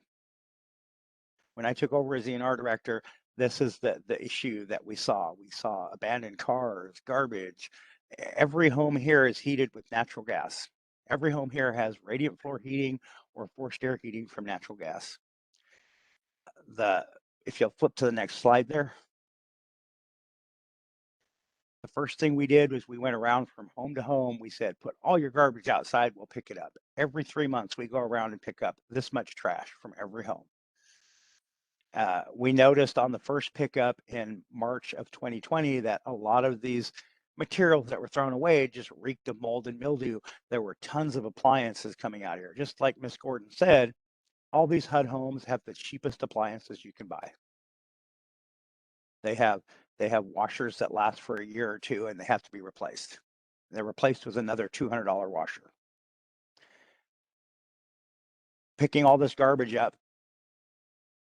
Go ahead, flip to the next slide there. We noted, went inside and started checking for the mold. This is what the inside of these homes look like. This is the indoor air quality that comes from natural gas heating. There's no air movement. The state of the art in the floor, radiant floor heating, does nothing for our homes. We got a grant from Humboldt Area Foundation for $20,000 to go around and clean up the homes and paint them with mold killing paint. Still didn't help. So I went to HUD with these pictures of the mold and the issues, and we got heat pumps in every home. We got a little over $500,000 from HUD to address COVID, to get rid of this mold before it caused health problems that in an already susceptible community. If you'll flip to the next slide. We found that these HUD homes that are built with the lowest bidder for low-income families, the bathroom fans, the kitchen exhaust fans, they don't exit the house. They just blow back into the house. And this is what you open the closet for the water heater. This is what it looks like in there. There's no provision when you get a low-income housing development. There is no provision for maintaining those homes. There is no magical bank account that you go to keep those homes. You have the average income on our reservation is about $1,200 a month. They can't afford to live and do all the maintenance on the home that needs to be done. If we have a rental unit, we charge them. We have some new apartments we put in. We're charging $300 a month rent for the elders who live there. There's no way that we can actually maintain those homes with a $300 a month rent. This is exactly what Ms. Gordon was saying, is that it's set up to fail from the very beginning. If you'll flip to the next slide. This is the pickup from these 56 homes in 1 3-month period for appliances. This is how fast they go through them. They break down, they come out here. So in order to address this problem, I took a different approach. I started hiring guys. If you'll flip to the next slide. I hired this guy here, right here. I'm super proud of him. This is Jimmy Bowie. He works for me. I hired Jimmy Bowie straight out of a program. He said, want to go to work. Hired him, put him through training. I trained him put him through EPA training for watersheds. I put him through building inspector training. I put him through every training I could possibly put him through. This guy can do anything. The lady in the background is Deborah Albers. She passed away last year, but she passed away certified to do home inspections, certified to do wetlands delineations. I built a training program. Tribal members come to the training program. This hillside right here, they put in as to offset our carbon footprint and create food sovereignty. They built a walkway and a retaining wall and put in a blueberry and orchard right there on the side of the hill behind the baseball field up on our reservation. They did it by hand. All of this work came as part of a training program. They were working. If you flip to the next slide. This sign right here we put in, also part of a training program. We were training people how to put in solar, and rig it to this sign we put in is actually run off a solar panel that's off to the left over there, the set of solar panels. We trained these people, we brought them in and we did the work as part of the training. If you'll go to the next slide. This is our reservation. This is our homes. If you look, you'll see the solar panels on a few of the houses. Every year we get a grant. We work with Grid Alternatives and we put in 5 or 6 solar panels on homes. All of these homes that you see in this picture have had their gas heating changed out for heat pumps. The units that they have in there now, they have mini splits that go and they have high HEPA filtration. They heat, they cool, they have heat pumps outside. They're all electric. We're switching everything to solar on the hill. And we did this not with, we didn't do all of this with building grants. We did this with training grants. We did this with training programs. All of these grid installations for solar were done with Grid coming up here and training a handful of our tribal members each time. Our community members get out there, they got paid to work, they learned how to do it. The construction you see here is our family entertainment center. It's a bowling alley and our video arcade and a restaurant. And we trained everybody. When we started building it, we said, hire some of our tribal community members and train them. If you'll switch to the next slide. My staff got trained in how to design and install electric car charging stations, fast charge stations. These are the first 2 we put in on the reservation. Part of a training program. We had the company come out and train our people how to do it. You flip to the next slide. This is a class we had in 2021. That guy up there by the screen is Joe Cini. He's a professor at Humboldt State University now. It's Cal Poly Humboldt. All of these people taking this class were certified at the end of it by the U.S. Army Corps of Engineers for wetlands delineation. If I had sent any one of these people off to the training for that in San Francisco, it would have cost me $5,000. By paying Joe to come here and teach the class on site on the reservation, I got 10 people trained for $4,500.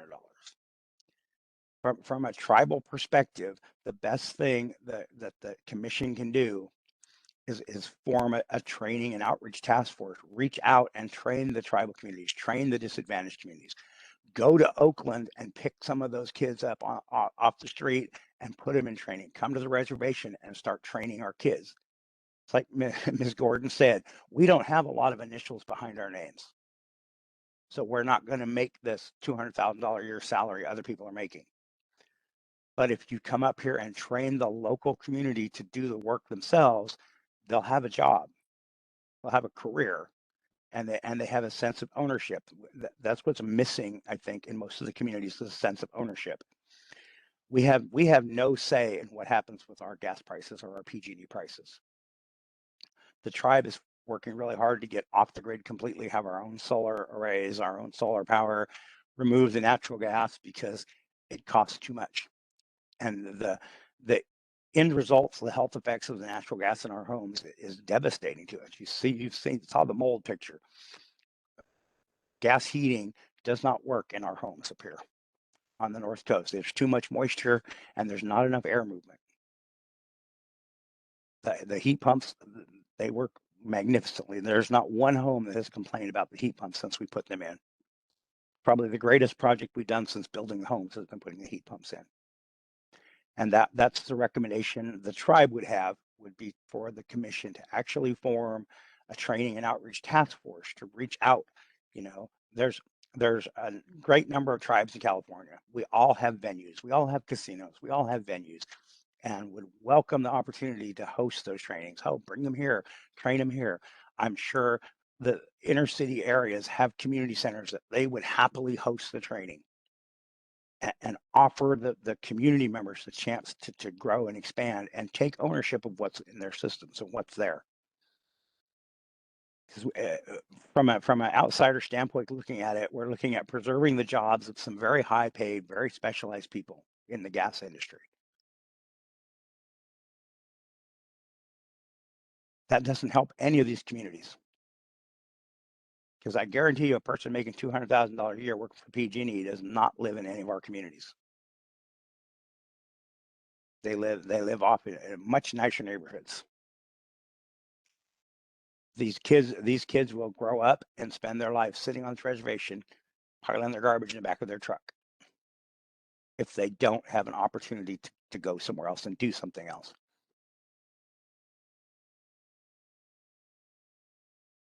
And that's it for me.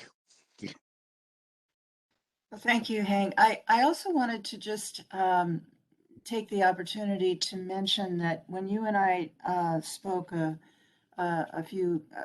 little while ago, you mentioned the need for them to have internships with state agencies, and I just wanted to make sure you touched on that.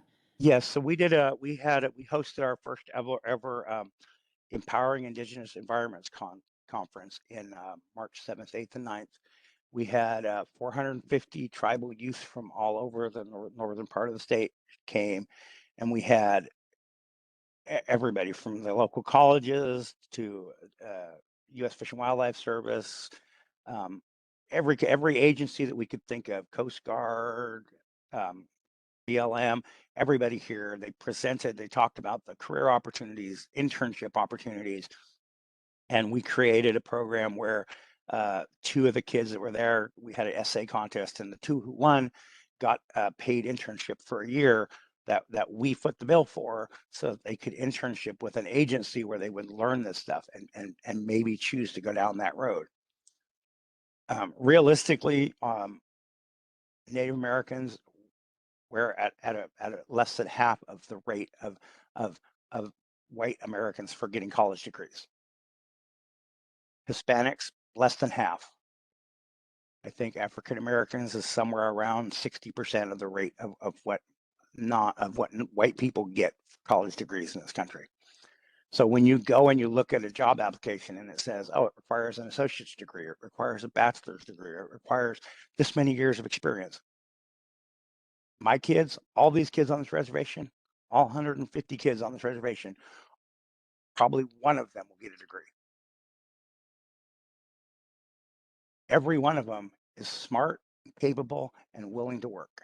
And if we put them to work, as I just showed you with Jimmy, Jimmy is my pride and joy. I am so proud of that man because he, in a year's time, he became a certified, who went from mowing lawns to being a certified building inspector, being a certified falconer for handling birds for a wildlife department.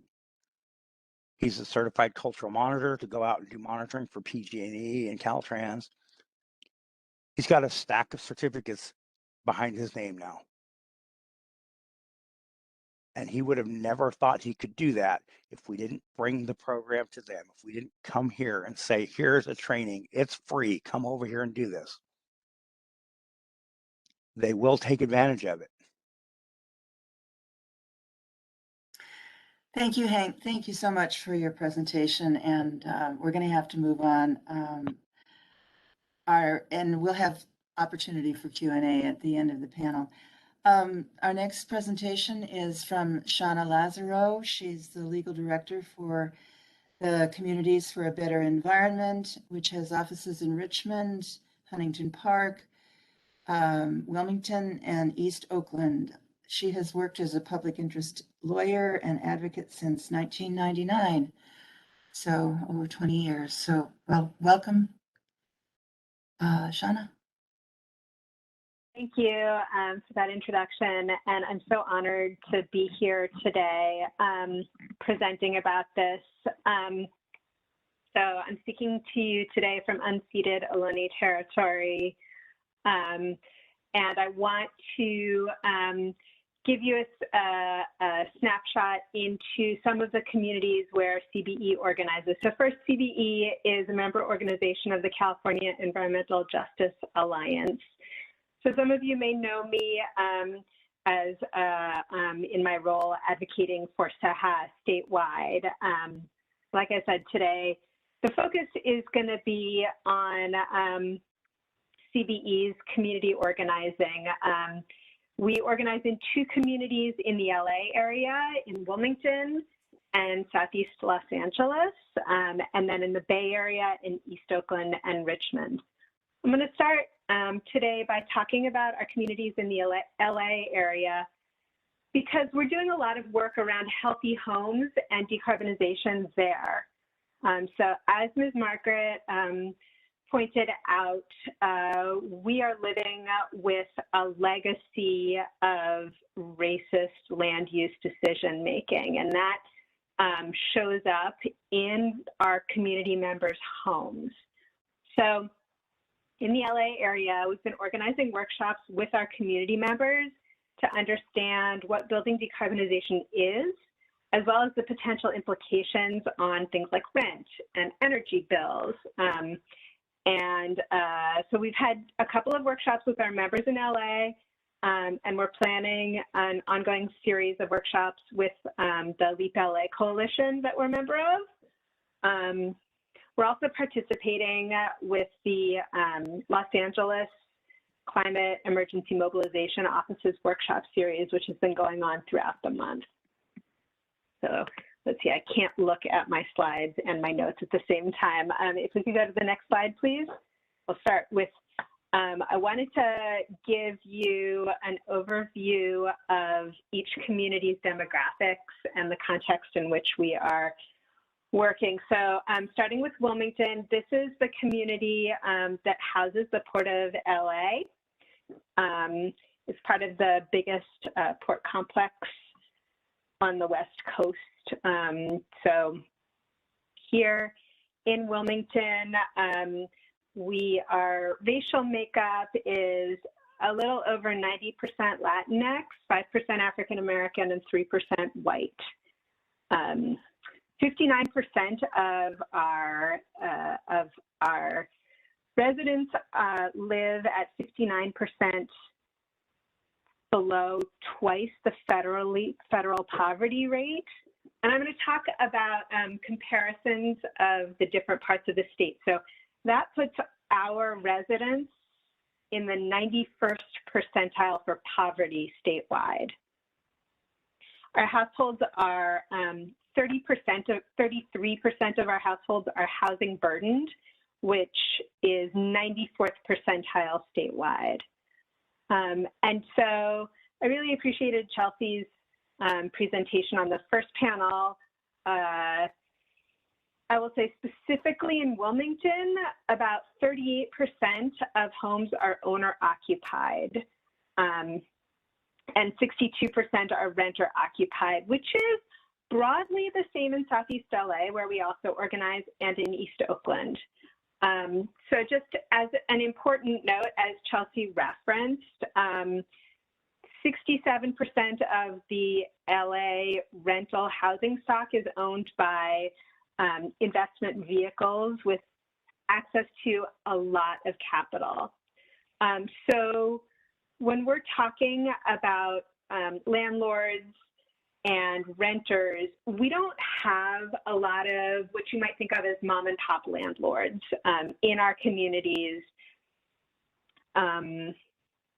So in addition to the Port of Los Angeles, Wilmington hosts several refineries as well as neighborhood oil drilling. Can we see the next slide, please? Or do I actually have power over these slides? I think I do. I'll advance them myself. So these are, I'll give you power. So these are two examples of homes where we organize.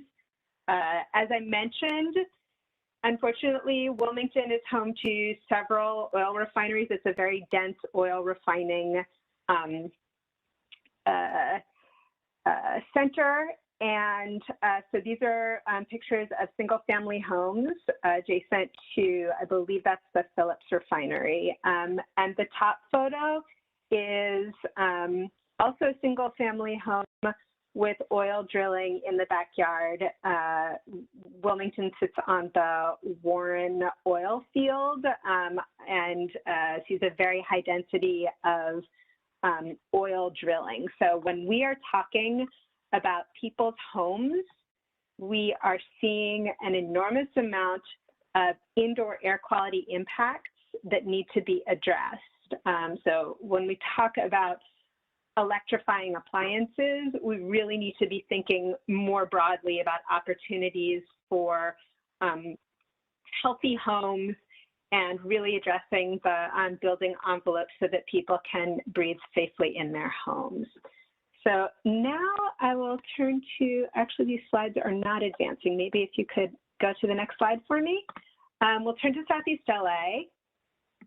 And here we organize in several of, so Southeast LA has many small cities, Huntington Park where our office is, Maywood, Southgate, Bell, and also unincorporated LA County.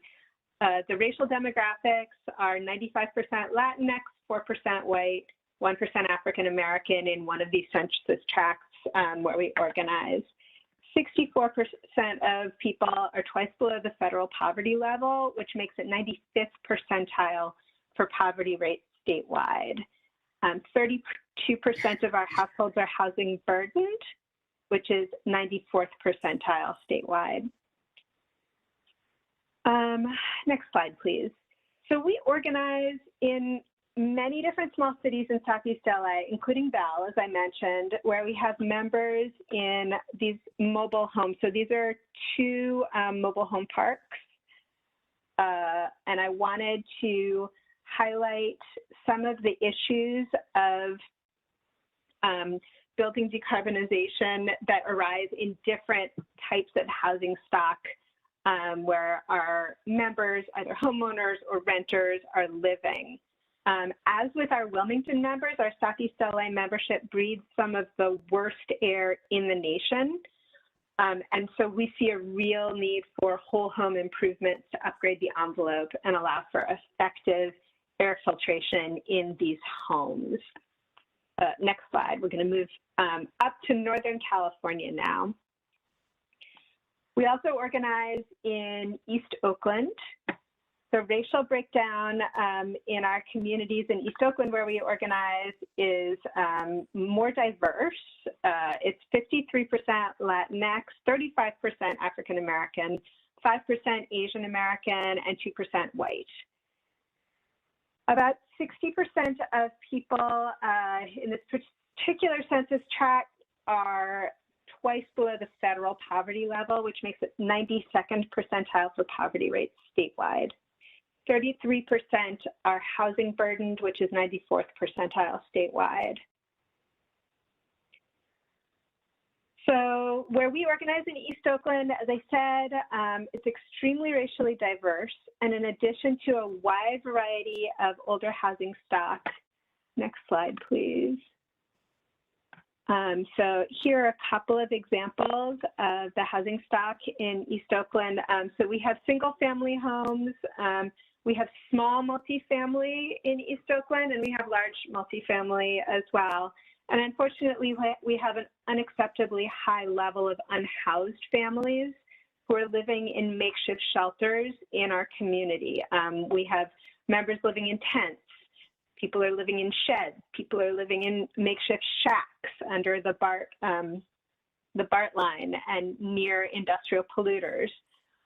So we have members trying to run electric space heaters inside of tents when the temperatures really plummet at night.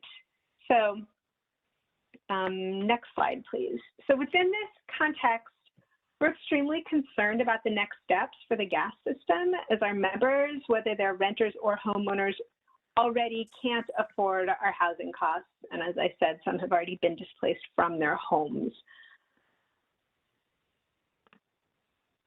So this is a refresher from Saha's January 24th slide.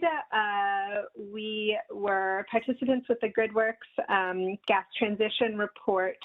And the reason that we are in this proceeding is we see very real threats to our members if we are not intentional and if we are not a partner in driving the transition from the existing gas system to one that serves our communities and our homes. Next slide, please. So we see some significant barriers. The SB 350 report, which we also were engaged with during its preparation, captures these challenges pretty well. In all the communities where CBE is organizing, we have low ownership rates relative to the state as a whole. And our housing stock tends to be older, especially multifamily housing. So we are looking at significantly higher upgrade costs.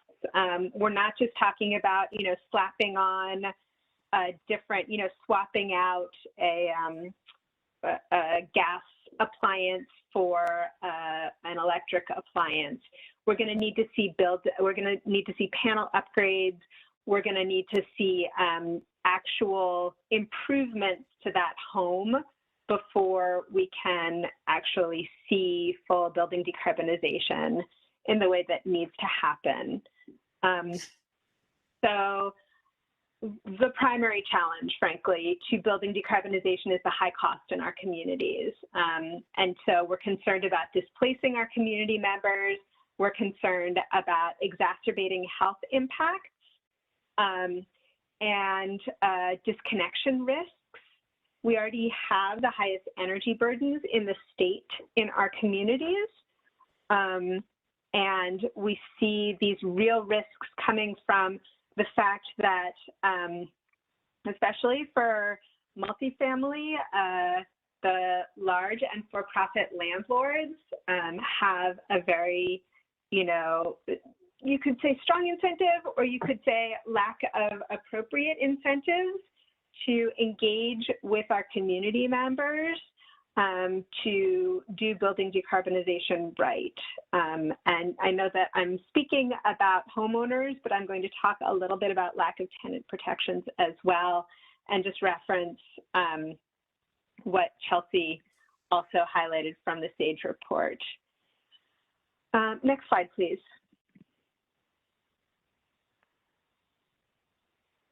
So we do, of course, see this as a real opportunity.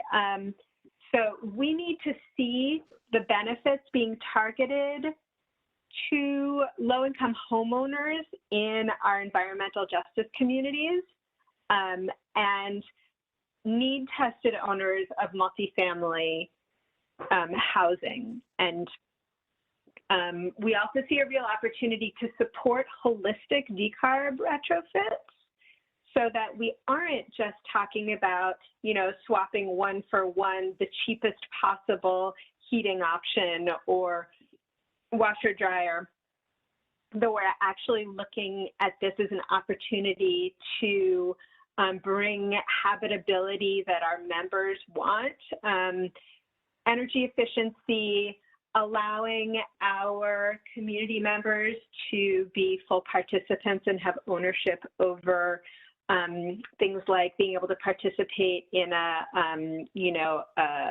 demand response ready home. We need to take this opportunity to design a one-stop shop for retrofits and for information for accessing incentive programs. This really is, anyone will tell you that it's kind of past time for that. And we need to see tenant protections. So we need to have a real and enforceable ban on passing through costs of electrification to low-income tenants. And we need to ensure that there isn't some backhanded way to harass tenants into either leaving or making their use of their homes so uncomfortable that they actually don't get the benefit of those upgrades. And then finally, we should take this opportunity to better document and study the energy burden and bill savings of potential for decarbonized homes for our community members, so that we can really have a window into how environmental justice communities can drive the process and the future of a decarbonized grid. Thank you. Thank you very much, Shauna. That was really interesting. Good data. Next, we're going to move to our last panelist for this panel, Nick Dunphy, who is the Associate Director of Building Decarbonization for TRC companies and is an expert at mobile and prefab homes. I'm really looking forward to his presentation. He also has experience in recent wildfire rebuilding efforts, and I hope he touches on that as well, because he's got a lot of experience in this area. So take it away, Nick. Thank you, Renee. Can you guys hear me all right? Very good. Yes? Great, thank you. So my name is Nick Dunphy. I'm with I'm Associate Director of Building Decarbonization with TRC, where I've been working for the last 5 or 6 years designing and implementing utility programs for municipal utilities, IOUs, CCAs across the state. Specifically over the past few years, really focusing on transitioning our traditional EE programs over into more decarbonization and electrification based programs in pursuit of California's bold legislative goals for decarbonizing the state. My group within TRC Advanced Energy, we not only implement programs, we also work on code development. We work on REACH code for local municipalities, as well as emerging technology commercialization as well. So we have our hands on a lot of different electrification and decarbonization side of things. And I'm going to touch today specifically on the effects of manufactured housing and what we've learned through some of our programs about that. So to first start with my first few slides here, just going to be some background, really some table setting for the conversation. I'll talk about the Advanced Energy Rebuild Program and what got us into, how that got us into manufactured housing. I will talk about the HUD standards and what issues that brings for manufactured housing homeowners and occupants. And I'll give some ideas to address those issues. I don't claim to have answers. I just want to put out some observations and just some thoughts that we really need to think about for this particular housing sector as we move forward in electrification and decarbonization. So again, just some table setting. These are some national numbers, and this is why manufactured housing is important and why we can't forget about it when we move forward in these proceedings. 22 million Americans live in manufactured housing. These numbers were as of 2018. 22 million Americans live in manufactured housing. And when we talk about manufactured housing, we're talking specifically about what used to be considered mobile homes prior to the 1976 HUD code. we're talking about homes that are fixed to a chassis that have wheels. We're not talking about modular homes that are still built to Title 24 standards in California. This accounts across the country for 10% of all new home starts are manufactured housing. The average cost of those homes are $71,000, a little $900, a little under $72,000, which is why these are growing and this percentage is growing. The median household income is $30,000 across the country, and 77% of these homes are titled as personal property. And that's part of what leads to some of the issues when it comes to retrofits and going back and trying to get occupants to invest in their home and to upgrade their homes out of their own pocket, is because they're investing in a piece of personal property that is actually depreciating and not appreciating like most real estate does, which makes it a much harder sell to get these folks to do any investment on their own into upgrading and decarbonizing and electrifying existing stock. So now let's touch on some California numbers. 4,000 units were delivered, a little over 4,000 units were delivered in California in 2019. Almost 50% exactly of those were all electric, which sounds great. We have better air quality for those occupants. We're definitely putting less carbon out there because of how clean the California grid is, and it's getting cleaner every day. But the issue here that we see is the fact that these electric units, because they're under a HUD code, which I'll touch on in a minute, are fueled with electric resistance technologies for cooking, water heating, and space heating. And I'll talk about some of the issues that go along with that in a moment. 3.5% of all California housing is manufactured housing, so it's quite a bit lower than the national average, but the California numbers are growing rapidly. And as you can see on the chart on the right, the reason it's growing rapidly has a lot to do with the cost. So we look at the average cost in 2016 of a single section manufactured home was just over $40. A multi-section manufactured home was right around $50 per square foot, where a single family new construction home was over $100 per square foot.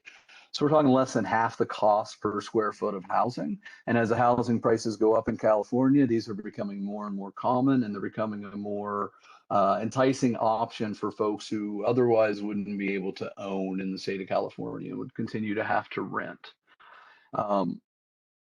We know that this is growing rapidly, and one of the reasons that I know it's growing is because of all the manufacturers I've spoken with.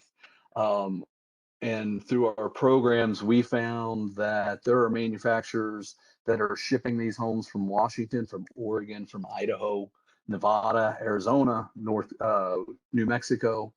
And many of these manufacturers are looking to expand into California because the California market is growing so fast for these homes. And why it's growing so fast, unfortunately, it has to do with the housing crisis.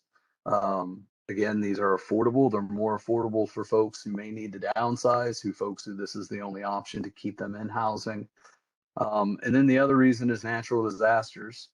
Following wildfires and natural disasters, manufactured homes are much faster and much more affordable for folks who might be underinsured, for them to get back in a home faster. So we see this segment growing through areas that have been struck with wildfires. And that's actually how TRC and how I got involved with manufactured housing, and that's through this Advanced Energy Rebuild program.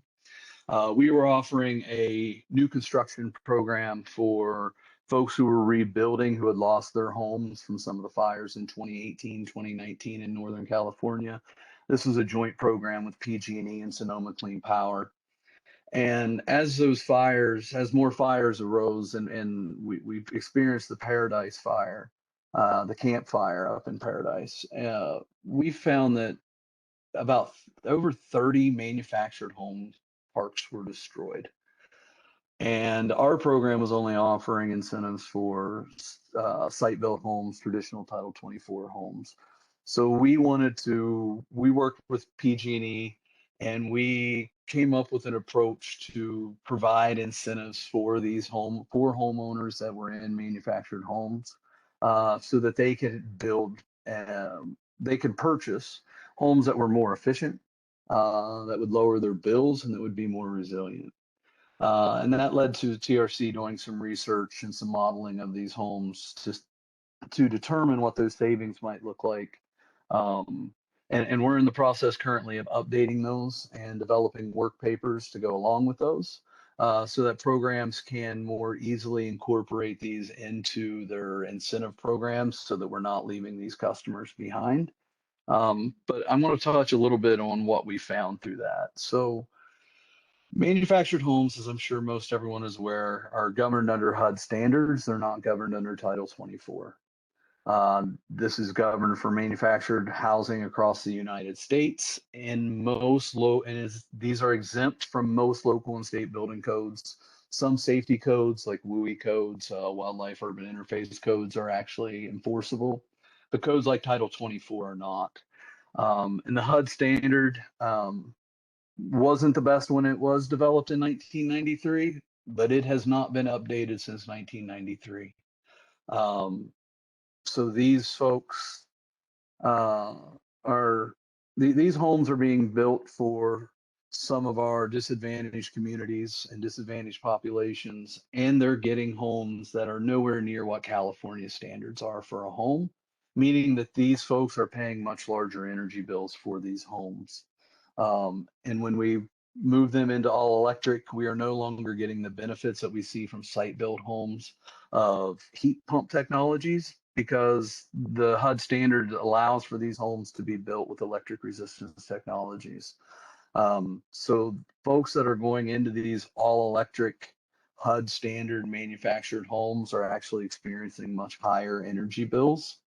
And I'm in no way pushing for these homes to be mixed fuel, but I do think that as we move forward, what we need to do is we need to be looking at heat pump technologies, how we can get these manufacturers, how we can push these manufacturers to incorporate heat pumps into their standard design as opposed to these electric resistance technologies, because we can't use code to do that with these folks because of the HUD standard. And we have to think of ways to incentivize the manufacturers, to incentivize the market in California to do that, so that we're not leaving these folks with electric resistance technologies and higher electricity bills and higher bills in general because of that. So the issue with this is that we have to do this at the factories. We have to get them to build. So one of the reasons that manufactured housing is so affordable is because they're built in the factory. It's the repetition. It's the factory built nature of them that make them so affordable. It's also the nature that makes it hard for us to change the technologies and get technologies adopted. It is not the homeowner's choice.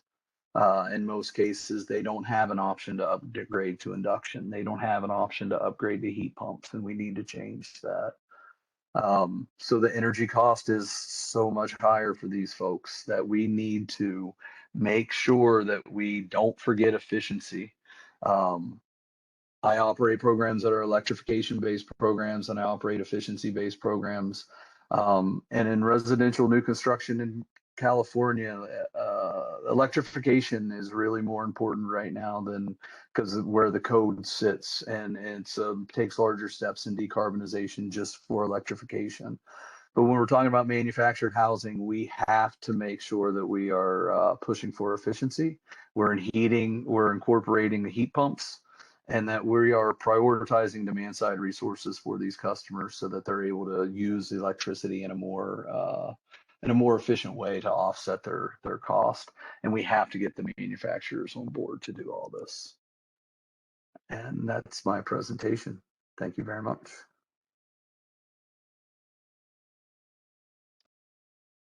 Thank you so much, Nick. So we're running behind. Sorry, I was on mute. There you go. I'm back. But I do want to save some time for Q&A before we take a break. Yes, we did want to have a short break, but we'll shorten the break a bit in order to allow for, say, 10 minutes of Q&A. And Dr. Krager, would you like to moderate that? Lead us off and perhaps ask the panelists to ask questions as well, please? Yeah, so one of the questions that I had was related to one-stop shops, which Shauna, you brought up. And I was curious whether you've seen effective models for this in other places or in other issue areas. There was also another question in the chat related to how to use a one-stop shop to engage with landlords for energy upgrades in disadvantaged communities. So if you could talk a little bit more about that, I think would be appreciated. Thanks.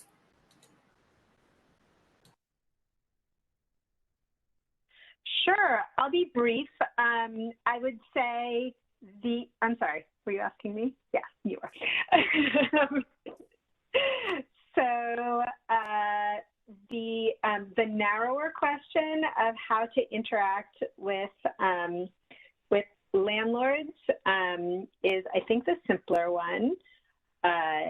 There has actually been quite a bit of conversation, I know, in the solar and multifamily affordable housing program about how to look at one-stop shop options over there.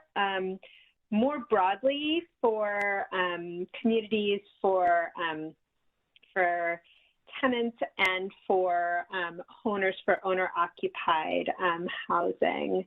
I really feel like the question needs to come out of conversations like this, and more broadly with our community members who are going to be the ones who can, come forward and tell us, do we want it to look something like, a government services type center, or do we want it to, be something that's more dispersed, housed in our communities? Like, would it be located where people buy their foods, or at schools, or something that is physically present in our communities so that someone who is accessing other services can also access that. But that kind of, program design is exactly what we're talking about when we say that it needs to be community driven, because every community has different access needs. And so I appreciate the question. Thanks, Shauna. I also have a question for Hank. I think some of the solutions that you were talking about, in terms of like workforce development in tribal communities might be really effective in other places. Like we heard about the Eastern Sierras with Pam earlier. You said a lot of the funding came from workforce development programs as opposed to from energy specific programs like the PUC supports. Have you had any success, or do you see any strategy to actually try to integrate those funding sources? One of the problems I think we're hearing across the board is that there's really siloed efforts and siloed funding streams. Is there some way to try to integrate both like workforce development funding along with some of the funding for, home upgrades and energy upgrades in an effective way? Yeah, one of the things that we discovered was it is very hard to fund maintenance or repairs or technical training for people. It's very hard to fund that. It's remarkably easy to fund COVID displaced employees going back to work, to fund, we used the tribal opioid response grant. So we targeted families that had impacts from opioid use in their homes. Every avenue possible, and frankly, the funding for my workforce development programs is probably higher than the funding we have for building homes, because we approached it through the demographics that we have. We looked really closely at what we have on the reservation and what the impacts were. So if you look, like our reservation has a high rate of alcoholism and drug use, every home has an impact from that. So we could use that funding to do the workforce development. There's all kinds of grant opportunities out there for workforce development for communities that are impacted either by COVID or by opioids. Those are just two really easy ones to pull up. But like I said, I sent I think it was 7 tribal members off to training to install and repair heat pumps and mini split systems in homes. So when we installed the first set of first 26, I think it cost us $20,000 a piece to install those. When we did the second set, when we went around the second set, we had the staff that we had sent to training installing it, and it cost us $3,000 a home. Thanks, Hank. And a question actually, Nick, you offered some solutions, really looking at how there might be an opportunity to like leapfrog to cleaner technologies after wildfires, which, frankly would be effective for both manufactured and non-manufactured homes. My understanding, and maybe I misinterpreted this, is that a lot of the manufactured homes are in rural areas, probably going to face more wildfires and public safety power shutoffs. Are there other ways that you guys have been thinking about integrating resilience into the homes for those situations? Yeah, and that's a lot to do with just bringing HUD code up to what's more standard for Title 24. If we start building more efficient walls, higher efficiency attics and ceilings, those provide more longer resiliency. And we should also start, and this is really in the WUI areas, those wildlife urban interface areas, we really need to be looking at the materials that we're putting into the walls. There are certain materials such as rock wool type insulation that is fire resistant. It's extremely fire resistant, and it's also water resistant. So in the case where they're in a wildfire and they might be trying to save a home, it's not going to ruin that home to be soaking it with water in order to save it, because it has a resistant material that's being used in the walls, so it doesn't start the mold and it doesn't start the rot after the fire's over with. Thanks, Nick. Renee, I'm not sure how much time we have left. Yeah, But... let's turn it over to the chat and get questions from non-panelists for a few minutes before we break. Well, we do have a question. Okay, give me 1 second. I lost the chat box. Okay, here we go. So one of the questions was for Shauna from Jason Zeller. Do you have any questions for using? Oh, sorry, we already went through this. Okay. Another one is just a comment from Shauna at Pam. So I think we can actually move to questions from the commissioners. Can we save those and take a break? We have a section after the next panel for commissioners, so that we can have a break until, 9-minute break? Until 12, please. Okay.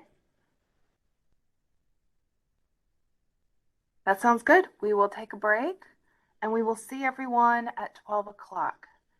Thank you. See you in a second.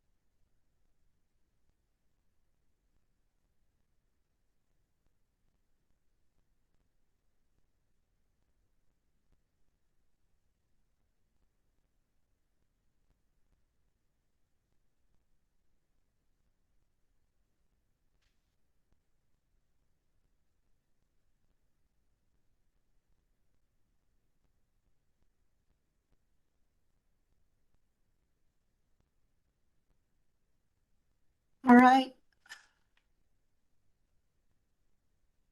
I think we're ready to get started again. If we have, yes, I see Mike Florio and Miriam Borgensen. Thank you. I'd like to introduce the last panel, which will discuss minimizing gas rate increases during the transition. We have a number of issues to discuss, and Mike Florio, who is a former California Public Utilities Commissioner, is going to be addressing, sorry, I thought my video was on, but it's not.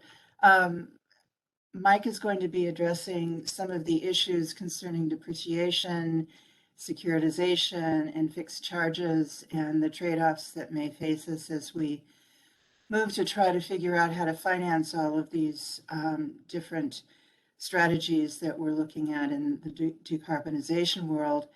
And Marian Borgensen, who's a senior scientist with the Natural Resources Defense Council, will be moderating and responding to some of the ideas that he puts forth. So I'm looking forward to a really interesting discussion.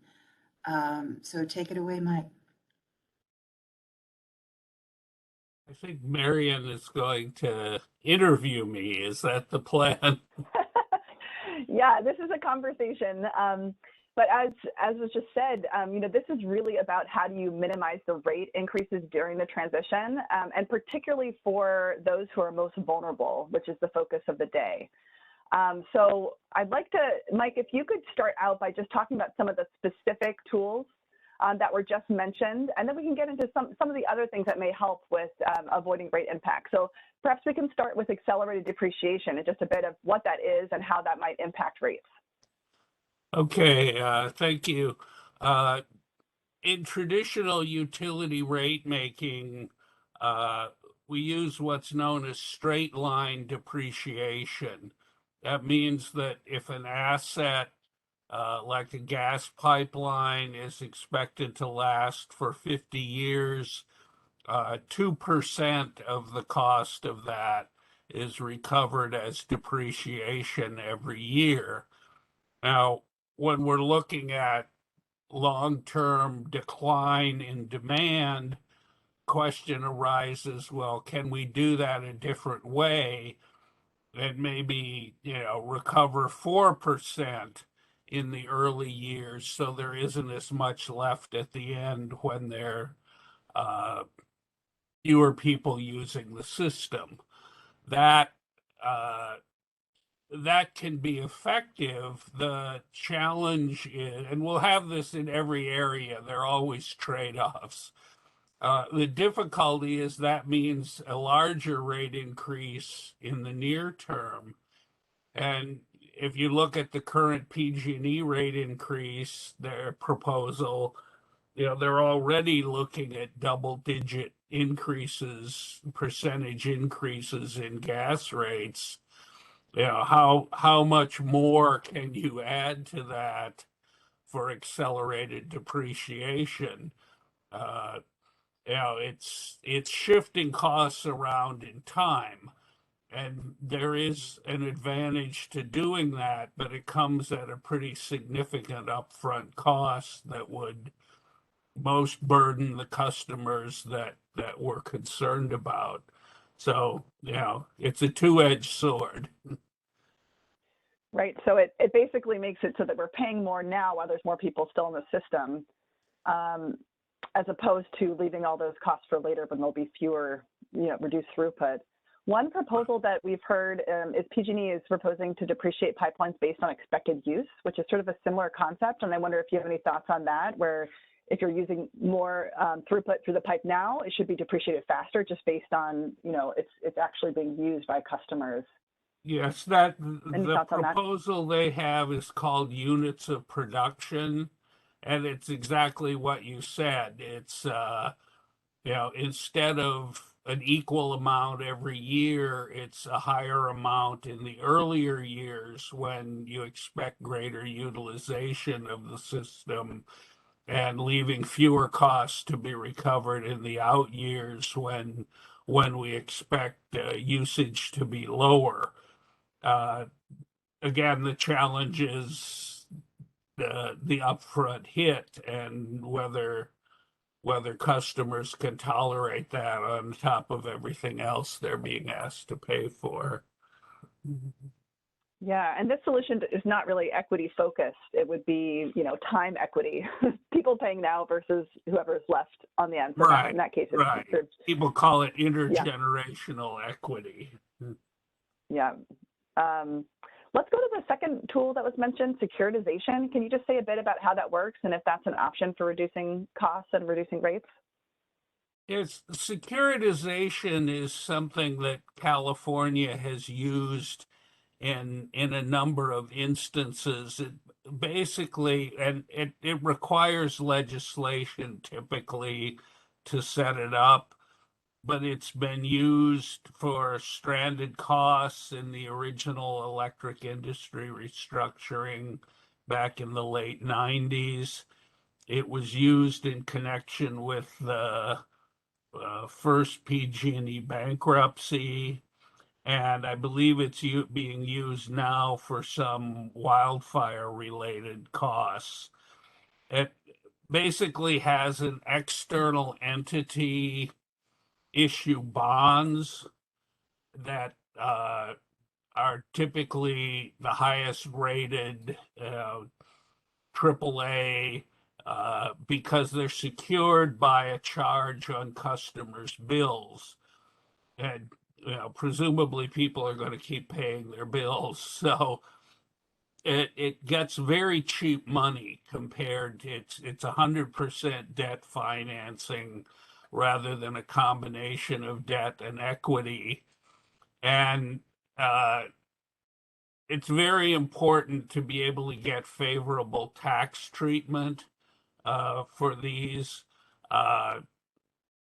If you can get the IRS to agree that income taxes will only be owed as the bond payments come in, rather than upfront when the money from the bond comes in, that can approximately double the savings that you can get from using securitization. It's so far its use has generally been limited to what are known as stranded costs or costs of discrete catastrophic events like a hurricane or a wildfire. We're not at the point yet where any gas system costs are stranded. So, and it's not likely to happen in, a lot of states are looking at securitization for when coal plants are shut down. That or a natural disaster is a one-time event. And here we're looking at something that's going to occur over time. But if we are successful in trying to retire portions of the gas infrastructure, particularly at the distribution level, there may be unrecovered investment in those lines that could be securitized. That you have the benefit of lower financing costs. You have flexibility in how the charge is recovered, so you can take that into account. But it is often used to spread costs out longer over time, which kind of operates in the opposite direction of accelerated depreciation. And if we're worried about fewer gas customers being available in the future, that could be a problem. Now, you could have the state general fund paying off all or a portion of it, but that is dependent on future state budgets that we know are highly variable. So it's a tool that's there. It's not really ripe for consideration yet, but I could see it coming into play as stranded costs arise in the gas system. Thank you. And then the last tool that, or lever or option that was mentioned was really around fixed charges. Maybe you could just say a bit about the role that those could play on the gas side and how those function.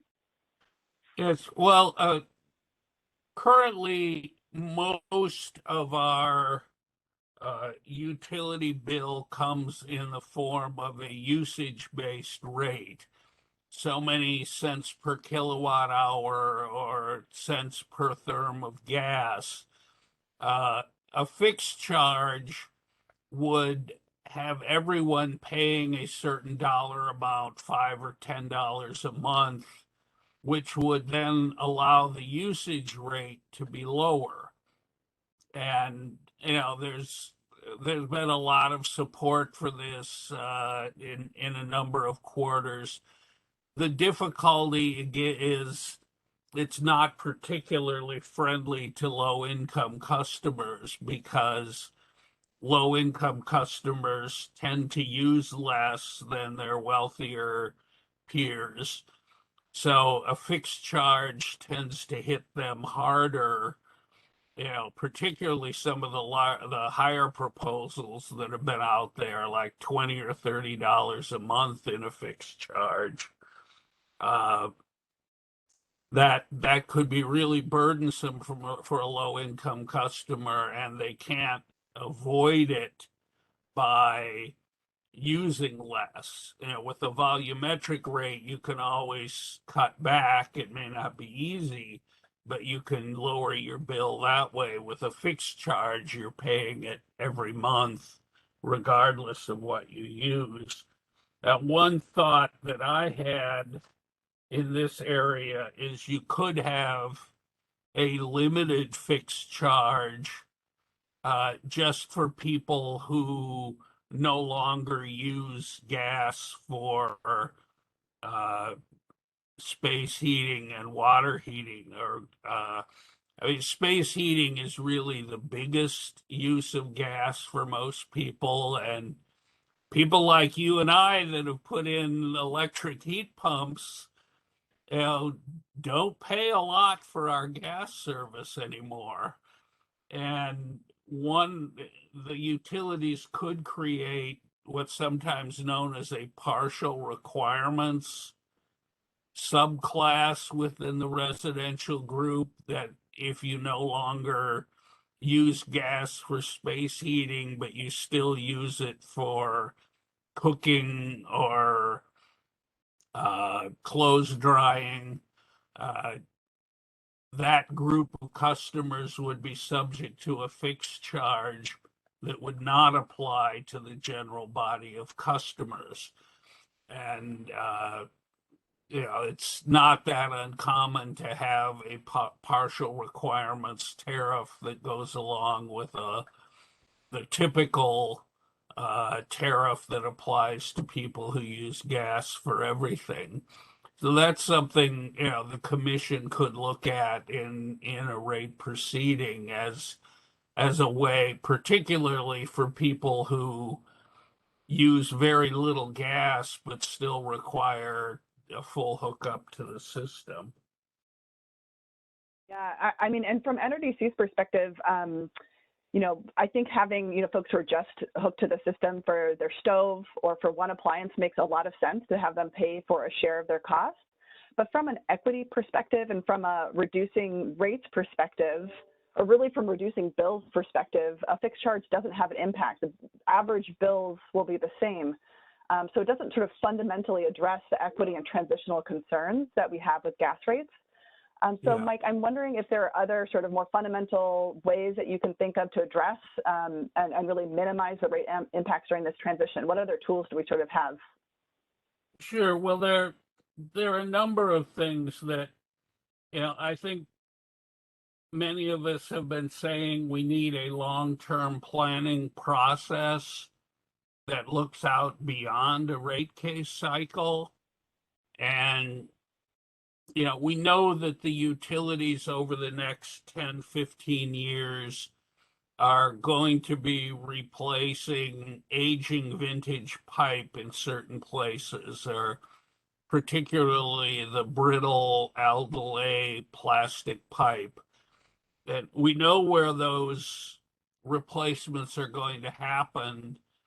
Typically, the utility has a very lengthy schedule, of at least a decade or more over which they're going to do those replacements.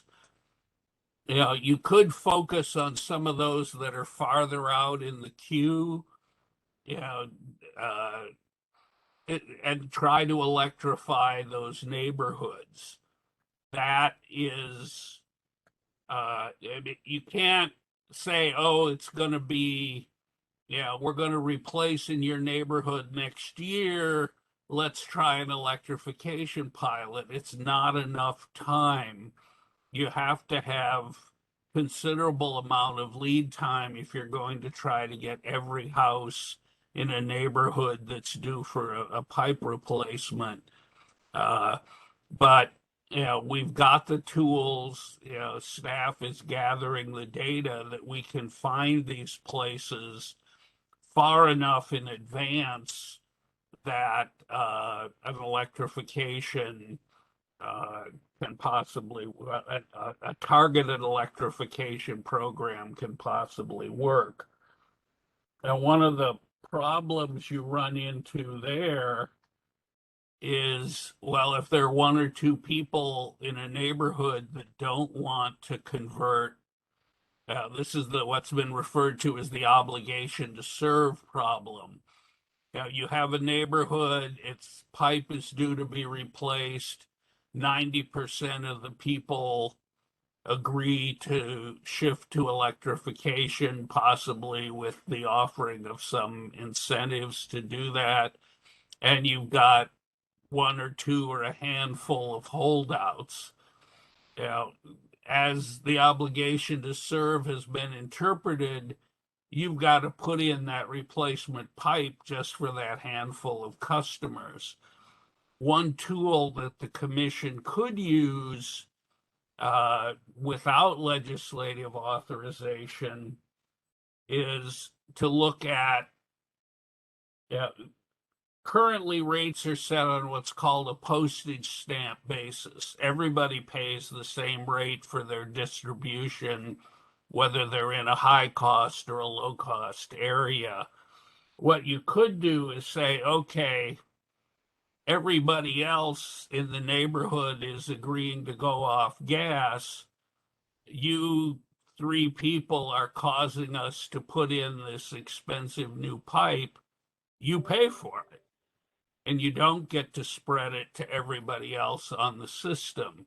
You could call it incremental cost rate making or whatever, but it does impose the costs on the customers that are causing them to be incurred. So that's another way that you could get at what is otherwise going to be a thorny legal issue around obligation to serve. Yeah, and I'll just say from our perspective, we need comprehensive gas planning ASAP for just that reason. And really what you're saying is like we need to avoid rate basing more infrastructure that will be paying off for a really long time and find the tools to sort of do that. Yes, that really decreases the costs of the system instead of just shifting them around in time. Yep. And we've got 20 years to get people off of gas, but we've got to get started or, we're never going to get there. The other, particularly from the equity standpoint, the CARE discount for gas is 20%. For electricity, it's more like 35%. And there's no particular reason for that. The legislature has capped it at 35%, but it's never said, gas has to be at 20 and electric that much larger. So if the commission is concerned about the impact, particularly on low income people, that's another place to look. Now, obviously, if you give them a discount, somebody else is going to pay more. But at least it's a tool as we're looking at these rapidly escalating, costs for gas service that at least the low income customers could be spared. And in the affordability proceeding, the commission is looking at this percentage of income plan or income-based fixed charges. Those are all alternative ways of getting at this and trying to avoid imposing higher costs on the poorest people on the system. Okay, on that note, I think it's a good opportunity to open this up to commissioner questions, and let's allow the commissioners to ask questions both of this panel and of the previous panel, since I had to cut off discussion to get us back on track. So commissioners, please. Commissioner Reckstoffer. Thank you. Mike, let me ask you, thank you for a very clear, extremely clear presentation and confirming that everything has trade-offs, Yeah. which we know. So I have two questions. The first is on what you're calling the incremental cost rate making, where you're charging a differential rate for the holdouts to reflect that they're the cost causers of that infrastructure. Do we have examples in California or elsewhere where that kind of rate making has taken place? So that's the first question.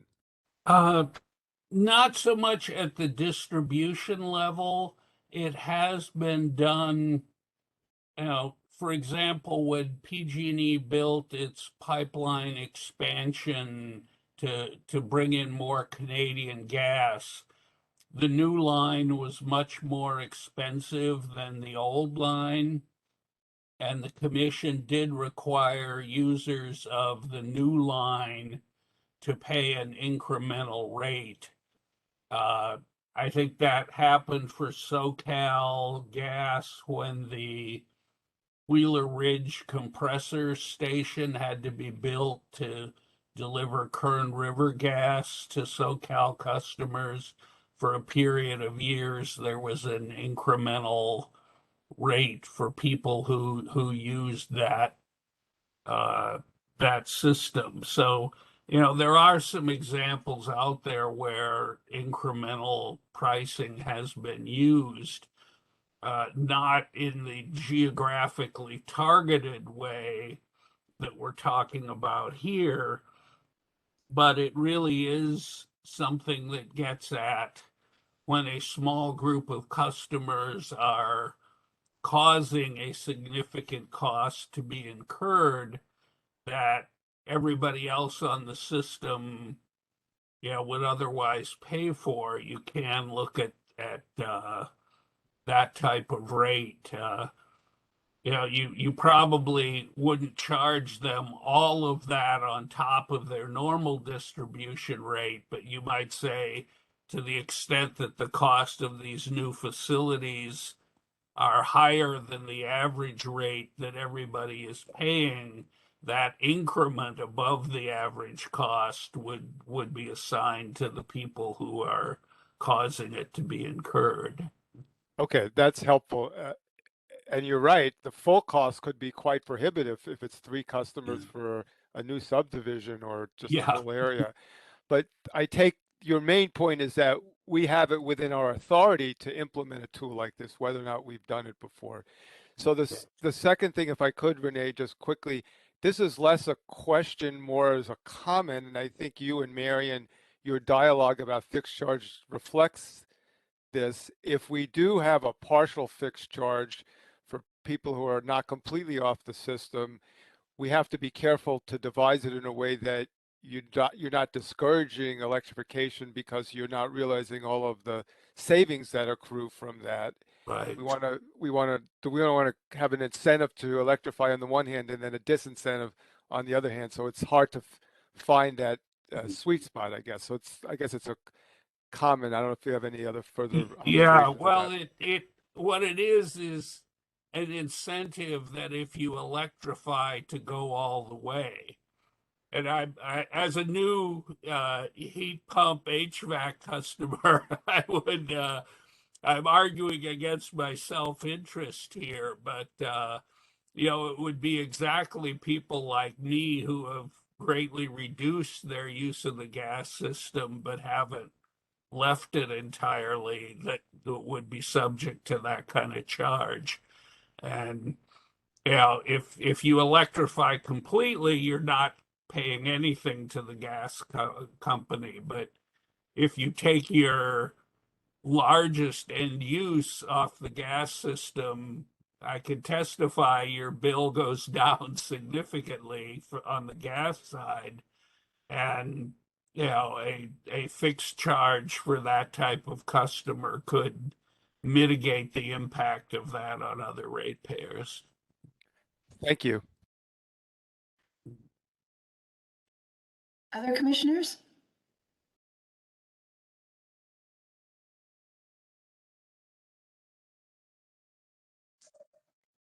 I have a question, Renee. Thank you. Go ahead.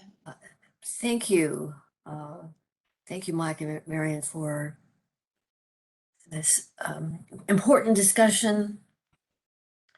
I wanted to know, has anybody talked about whether there are funding opportunities through the Infrastructure Act or through any other federal programs that are geared towards equity? Now, I'm keeping in mind what happens to people's bills in a transition from gas to electricity, and that's something that we've got to navigate as well. But are there some other funding sources besides those that you have mentioned today?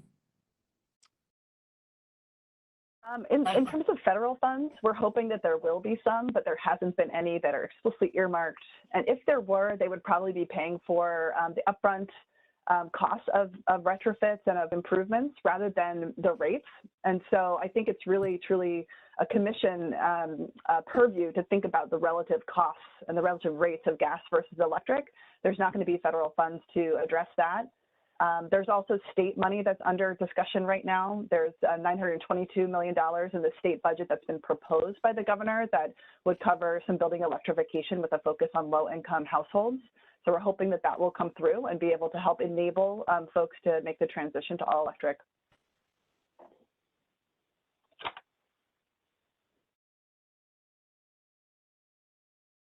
All right, Commissioner Hoag?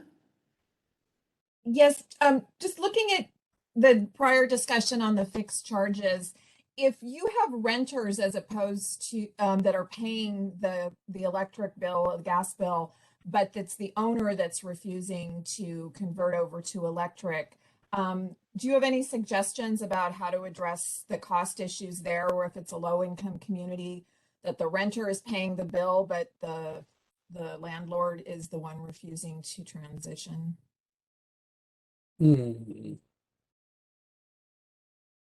Yeah, I mean, this is a huge issue, right? And then it's about 40 to 50% of all Californians that are renters. Many of them are low income. In disadvantaged communities, the percent of renters is around 75%. I think that there's going to be an opportunity, including through the state money I mentioned and through some of the proposed programs at the PUC, to enable landlord-owned properties to convert, I think, with the right protections for the renters. But you're right, there is often a split incentive. I think we're going to have to think more broadly about holdouts the way that Mike was talking about, and ensure that we're sort of funding any incremental costs that could fall on renters and low-income households in particular. But eventually, we may also need to think about ways to encourage maybe even a program specifically for rental property owners. One thing is that rental property owners are required to provide heat. They're not yet required to provide cooling, though there's a bill on this right now in our legislature. So if there's programs that allow them to replace that equipment more easily, more cheaply, et cetera, because they're required to provide some of those services anyway, not all of them, stovetops, heating, et cetera, they're going to see a benefit to be able to replace that equipment. So I don't think, and they won't need to worry about the bills. So that's why we, as in terms of the public process, need to be thinking about bills for renters. But yeah, I think many of the solutions we're working on now will address landlords. But I think the issues brought up earlier by Chelsea and others are really around it, through that transition, protecting the folks that are still in those buildings, both in terms of the rates that they pay, and in terms of any sort of action that may be taken by landlords to take advantage of the situation if they're making improvements in those homes. Those are the key things to keep in mind for renters. I think if you look at the San Joaquin Valley pilot that's still ongoing, there the commission required landlords to enter into a renter protection agreement as a condition of getting the very generous subsidies, and that's one way of doing it. That doesn't quite get, if you offer them the subsidy and they still don't want to do it, that becomes a more difficult issue. But and of course, the other way is to address it through the obligation to serve, modifying that, or potentially some kind of retrofit on sale requirement. That's another possible tool. Thank you. Any other commissioner questions? Commissioner Reynolds. Thank you, and thank you for the very interesting discussion. I'm going to ask a question that's meant to be a little bit provocative and to kind of get us to stretch our minds a bit as we look a little bit down the road in a gas transition. Is there a point when we should be rethinking whether or not a gas supplier is a regulated utility when we have more and more customers transitioning to electric service to provide for the same kinds of needs that historically they've received from a gas company?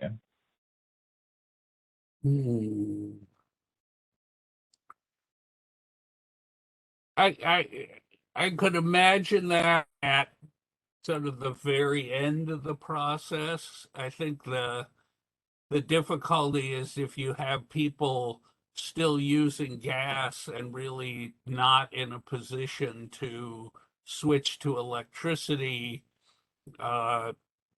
those customers are the ultimate captive customers that still need the protection of regulation. You know, if we ever got to the point where gas was truly, you know, if it were truly optional for the customer, maybe you could get there, but that's a couple of decades away, I'm guessing. All right, President.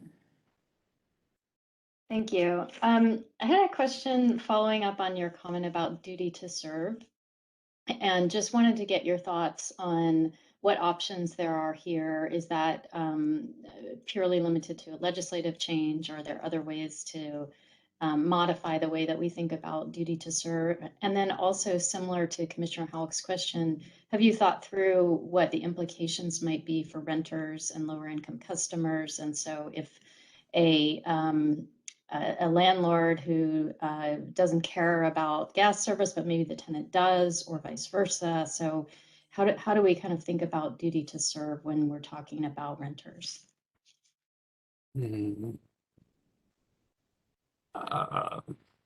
Well, the way currently, I believe it's Section 328 of the Public Utilities Code.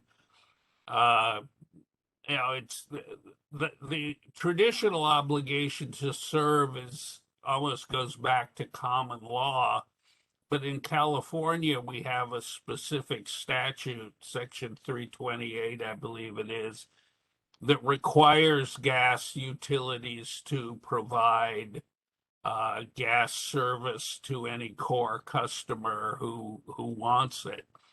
So it would have to make some kind of amendment to that to say that if an alternative fuel is available that provides the same end use, the gas utility can be relieved of that obligation.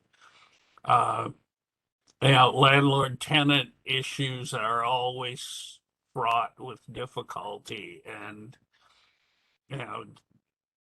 in the San Joaquin Valley, the full cost of converting to electric appliances was covered by the program, and there were still some landlords who didn't take that money. So, there may be other ways of getting to that statutorily, but the commission standpoint, you're pretty much limited to what you do with the rates. I think another sort of creative way to think about this, maybe drawing from the percent of income payment concept, where if the commission were to think about gas, like total bills in terms of percent of income payment, especially for those folks who are most vulnerable, lowest income, are literally paying 5-10% of their income for their energy bills. I think a really interesting model might be to have a perspective around whether you pay gas or electric, you're not going to go over, let's say, 5% of your income. And because it's really from a tenant's perspective, as long as you address in terms of the retrofits, they're sort of like protecting basic tenants' rights for the retrofit itself and having those changes be made, then the real question for the tenants are my bills going to be higher or lower? And there are things that the commission can do directly. I mean, in the San Joaquin Valley pilot, the participants there were giving an additional discount to ensure that there would be savings over time because it's an early pilot. We weren't sure exactly how that would go and what the impacts would be. It would need to be studied and looked at more closely. And we'll get more data on this as tech rolls out, as these other programs roll out about the real bill impacts in real situations across the state. So we'll be more able to make sure that the operational costs that tenants who pay their own bills will be experiencing are managed and controlled. And there's a huge, important regulatory role there. But like I said, I think an initial way may be around limiting percent of income, whether it's gas or electric, so that they are comfortable and protected when they transition to a new fuel. Thank you.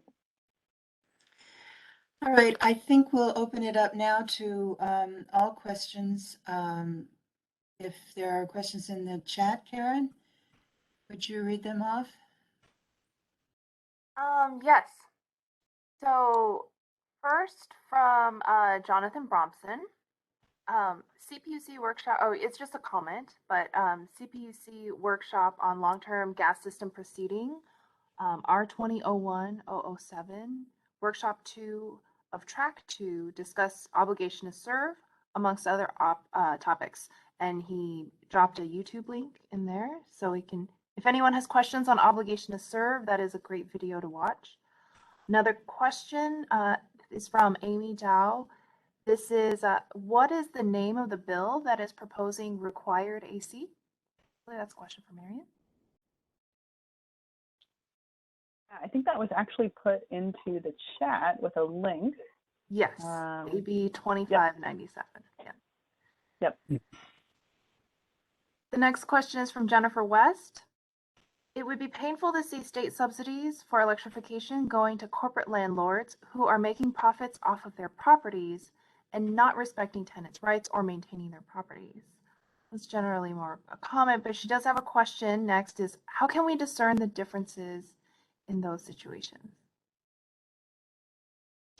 I think that is similar to what has arisen in the San Joaquin Valley pilot, where as a condition of getting those upgrades, the landlord has to agree to rent limitations and anti-eviction provisions and things like that. I mean, if you're going to go in and give somebody a bunch of money to improve their property, I think it's reasonable to have some limitations on what happens in that situation.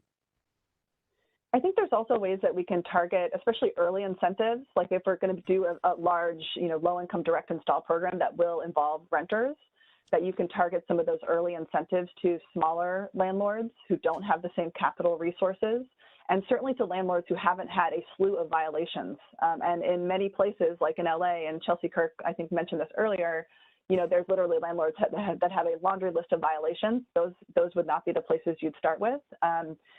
I think for the corporate landlords that do have financial resources, eventually we're going to have to move towards a requirement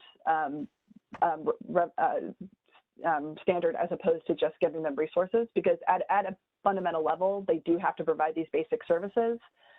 There's going to be some, there might be financing, there might be other support to help them transition and make those upfront costs, but they will be needing to buy those appliances on a regular basis. It's part of their ongoing costs. There's only so much the state should be subsidizing corporate landlords for making those improvements in apartments. Another question for you, Marion. Does AB 2597 only apply to new construction or existing buildings as well? It basically just changes the code that says what all rental properties are required to provide. So it's a housing code. So all properties that are rented. Thank you.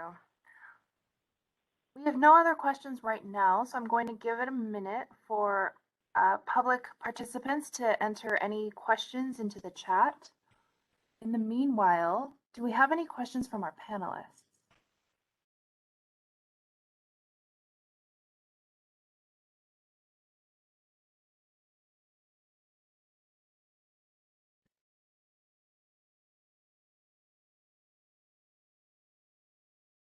For the panelists or from the panelists? From the panelists. Okay, for Mike and Marion. Yes, or just generally, if you have any questions among other panelists, please feel free to ask them.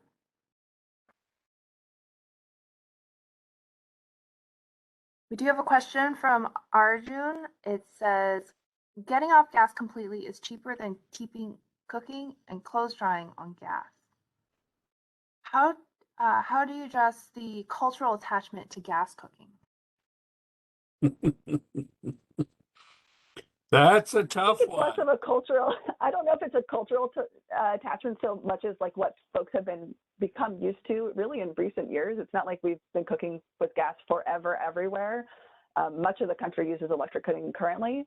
I find a lot of hope in some of the recent, there's a huge New York Times spread on this, the like control and air quality improvements and safety improvements of things like induction cooking, I think are going to be able to change folks' experience once they actually experience electric cooking. But right now we've been receiving so much marketing about like, this is the best thing, this is the way to go, et cetera. I do know a few architects who are now putting all induction cooking in all of their high-end new houses that they're developing because that's what's being asked for. So there is already a push on the higher end, which I actually see as a good sign that the really high quality remodels are getting this sort of technology. We do need to start to introduce technologies that already exist in Europe for smaller apartments, lower cost options, et cetera, because right now it's really nice high-end stoves that you're seeing that are induction. But I think this is going to be, a marketing experience, cultural campaign in response to the years of propaganda that we've seen around gas cooking, and it will take some time. But I know there's a lot of leadership here at the local government level, and some of the CCAs have induction cookshop exchange programs. PG&E actually has one. So I think this will change over time, but it will take some work. And I think especially if you keep your gas stove and it's $50 a month or whatever the charge might be for your single line, that will be encouraging too for folks to make the full switch. It'd be great to get some celebrity chefs to do public service announcements and, show them using induction cooking. I think that would go a long way to change the perception.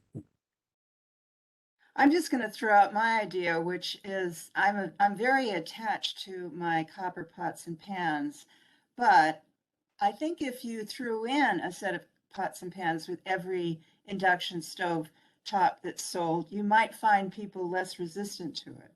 Yep. Mm-hmm. That is, in fact, the next question. So is there a way to cover the cost of new pots and pans, particularly for low and moderate income households?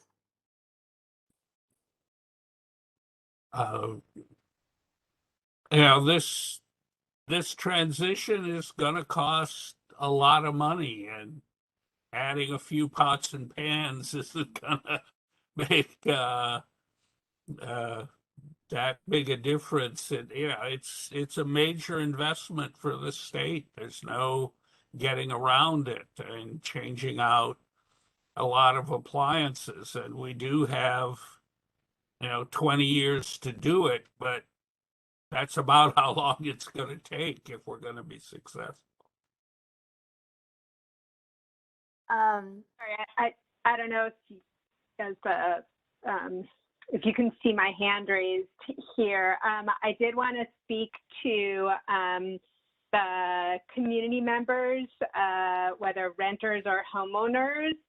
A lot of the conversation that's been happening about the quality of appliances that affordable housing providers are providing. We can do really amazing things with induction and high-end electric cooking and electric appliances, but we had the experience in, especially in our Southeast LA community, when there was a real focus on water efficiency of our community members being given, toilets that broke after a week, where yes, the landlord has to provide toilets, but what they are offering as the example of water efficient. And we had somebody else, a community member, who came in and said, I was given this energy efficient fridge. And now, you know, like wasn't able to even replace the food that had been spoiled when the fridge failed very soon after it was provided. And so I think we need to kind of center in our minds, not just this is going to be a really expensive program, but we need to make sure that what we provide is, you know, not just equivalent to what an existing gas appliance is, but does better. And so we have a cultural, I mean, we can't pretend that there aren't limitations to, you know, open flame cooking. That is actually a thing. And so our community members who we are working with, having peer-to-peer conversations, having learnings within people who cook similar kinds of food. So Mike's idea of having celebrity chefs is an excellent one. Also having all of the cooks in the neighborhood talking to each other about how much we can do with induction cooking. And yeah, so these are things that I have learned from talking with our community members, and that we need to keep kind of at the forefront in this transition, because it's going to be home by home and community by community.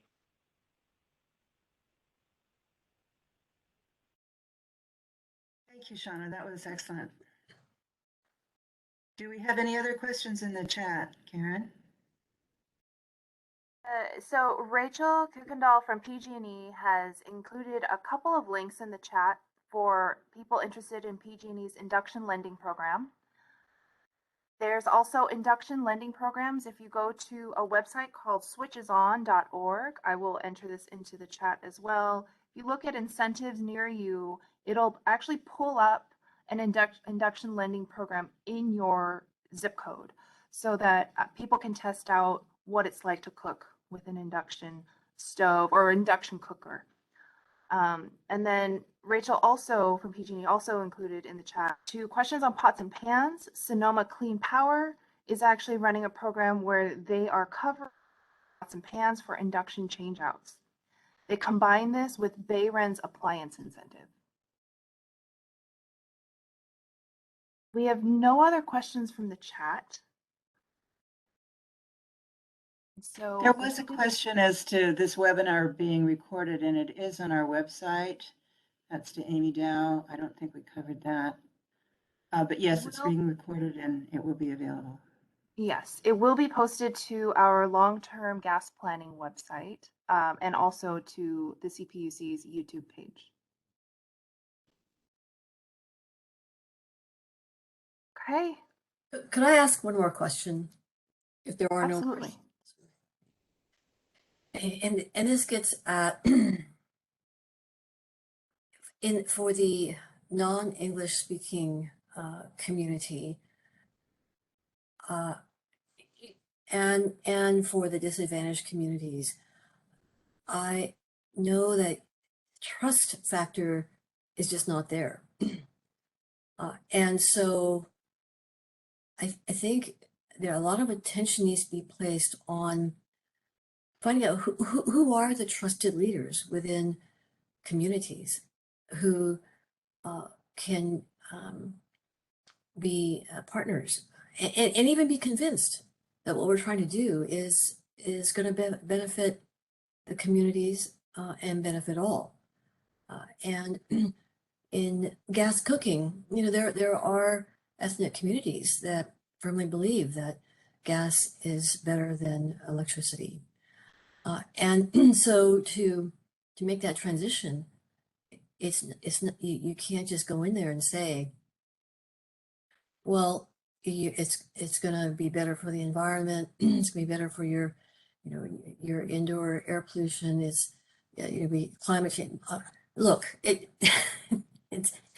there has to be a real core feeling about it. So I guess my question is, and perhaps we don't have the answer today, but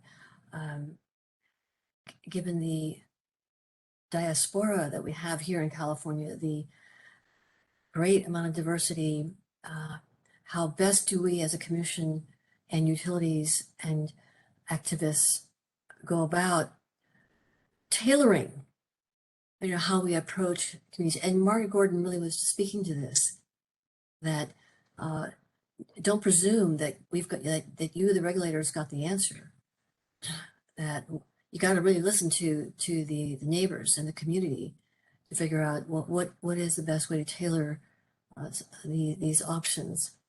But in particular, the cultural aspect to this, that in the farm worker community, it may be it may be the church, it may be the local store, it may be a community leader that is connecting people to services, and in all of that, we do provide tremendous amounts of respect,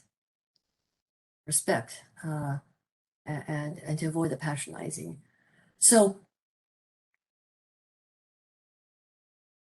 in the San Joaquin Valley pilot, they use these community energy navigators, I think they called them, that were people in the local community who got specific training to do that kind of peer-to-peer conversation. And I believe it was very, very successful at getting signups, and it was, the launch of it was kind of halted by COVID, but when they were able to begin that process, it had a lot of impact on the uptake of the program.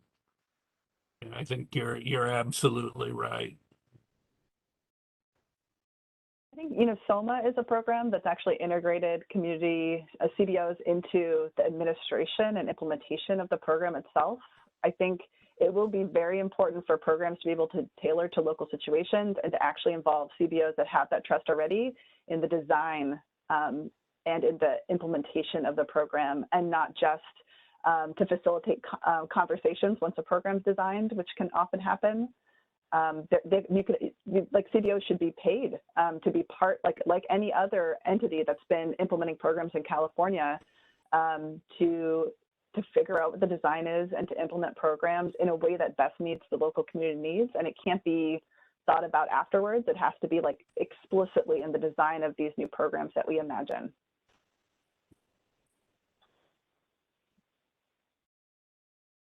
Thank you. Are there any other questions in the chat for us?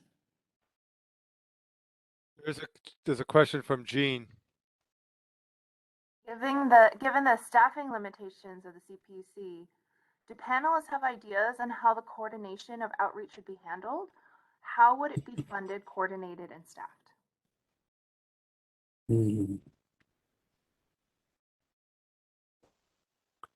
Well, I'm painfully familiar with the limitations of PUC staffing. I think that, is there still a community outreach group working within? I think they used to report to the News and Information Office, but there used to be a whole team of people that did community outreach for the commission. I don't know if that's been reorganized or not. Yes, we still have that, the community business outreach team. Yes.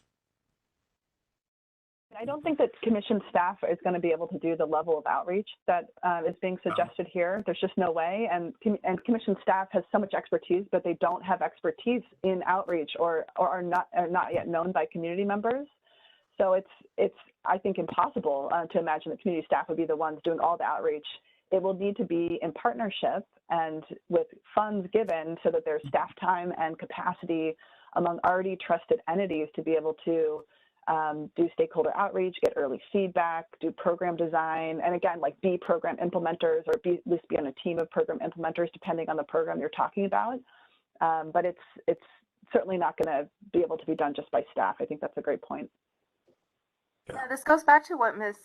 Margaret Gordon mentioned, that it should be the community that's co-leading this effort. But the question really is, how do we fund something like this? Where should those funds come from? Well, I mean, the PUC has funded lots of community like marketing and outreach type programs over the years. It might be a good idea to sort of assess how those have gone, maybe why they have been less accessible to smaller groups or to groups who maybe have a less easy time applying for sort of a big statewide marketing, education, and outreach program.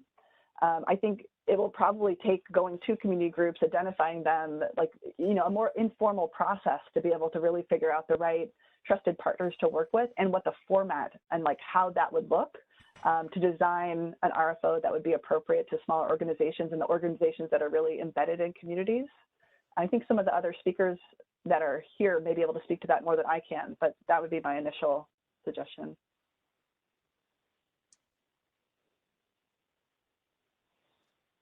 I had a question. I was going to ask Hank Brenner a quick question, but I don't see that he's still on, Karen or Renee. Is Hank still on? I don't see him, but I did see Commissioner Hauk's hand raised as well. Commissioner Rexhoff, do you mind sending me that question? We can pass it along to Hank. Okay, yes, please go ahead, Commissioner Hauk. Yeah, I just wanted to follow up on this discussion regarding engaging community-based organizations. I think the San Joaquin Valley pilots were a good example of bringing in community-based groups. We also have in our arrearage proceeding, the PD that's currently out has a proposal to put a working group together that would put together a proposal to look at a different way of engaging community-based groups for looking at arrearages issues that would be grant-based as opposed to individual customer case management based. And depending on the results of that working group and what comes out of that, that could be a potential model that we could be looking at for some of this outreach as well. So I just wanted to put that on people's radar. Well, we're about ready to wrap up. Any last summary questions? All right, well, we want to thank you all, and especially all of our panelists and speakers and our attendees today. It's been a very fruitful morning, and I'm sure we're all hungry for lunch. But I did want to also thank, as we've just been discussing, Chris Moore and his team in the executive office's outreach to community organizations for doing the webinar they did a few weeks ago to help folks understand what we're doing in this proceeding and how they can participate and beginning those outreach efforts. And they were very helpful in our contacting some of the people who spoke today, as well as thanks to Commissioner Rechtschaffen's office and Commissioner Rechtschaffen in particular for the content of this workshop, as well as especially Simi George for her referrals to various contacts that she had in the communities. Really appreciate everyone that helped us with our outreach for this, because it was slightly challenging to find different viewpoints that represented different communities around the state. So thank you all. Thank you for all of your participation and for all of our attendees today. Please come back in October. We'll be getting out the exact date soon. And we will further the discussion and hopefully have some updates for you in October based on today's workshop. So with that, Thank you, staff, for putting this all together. I know it's a heavy lift. Yes, thank you very much. Thank you.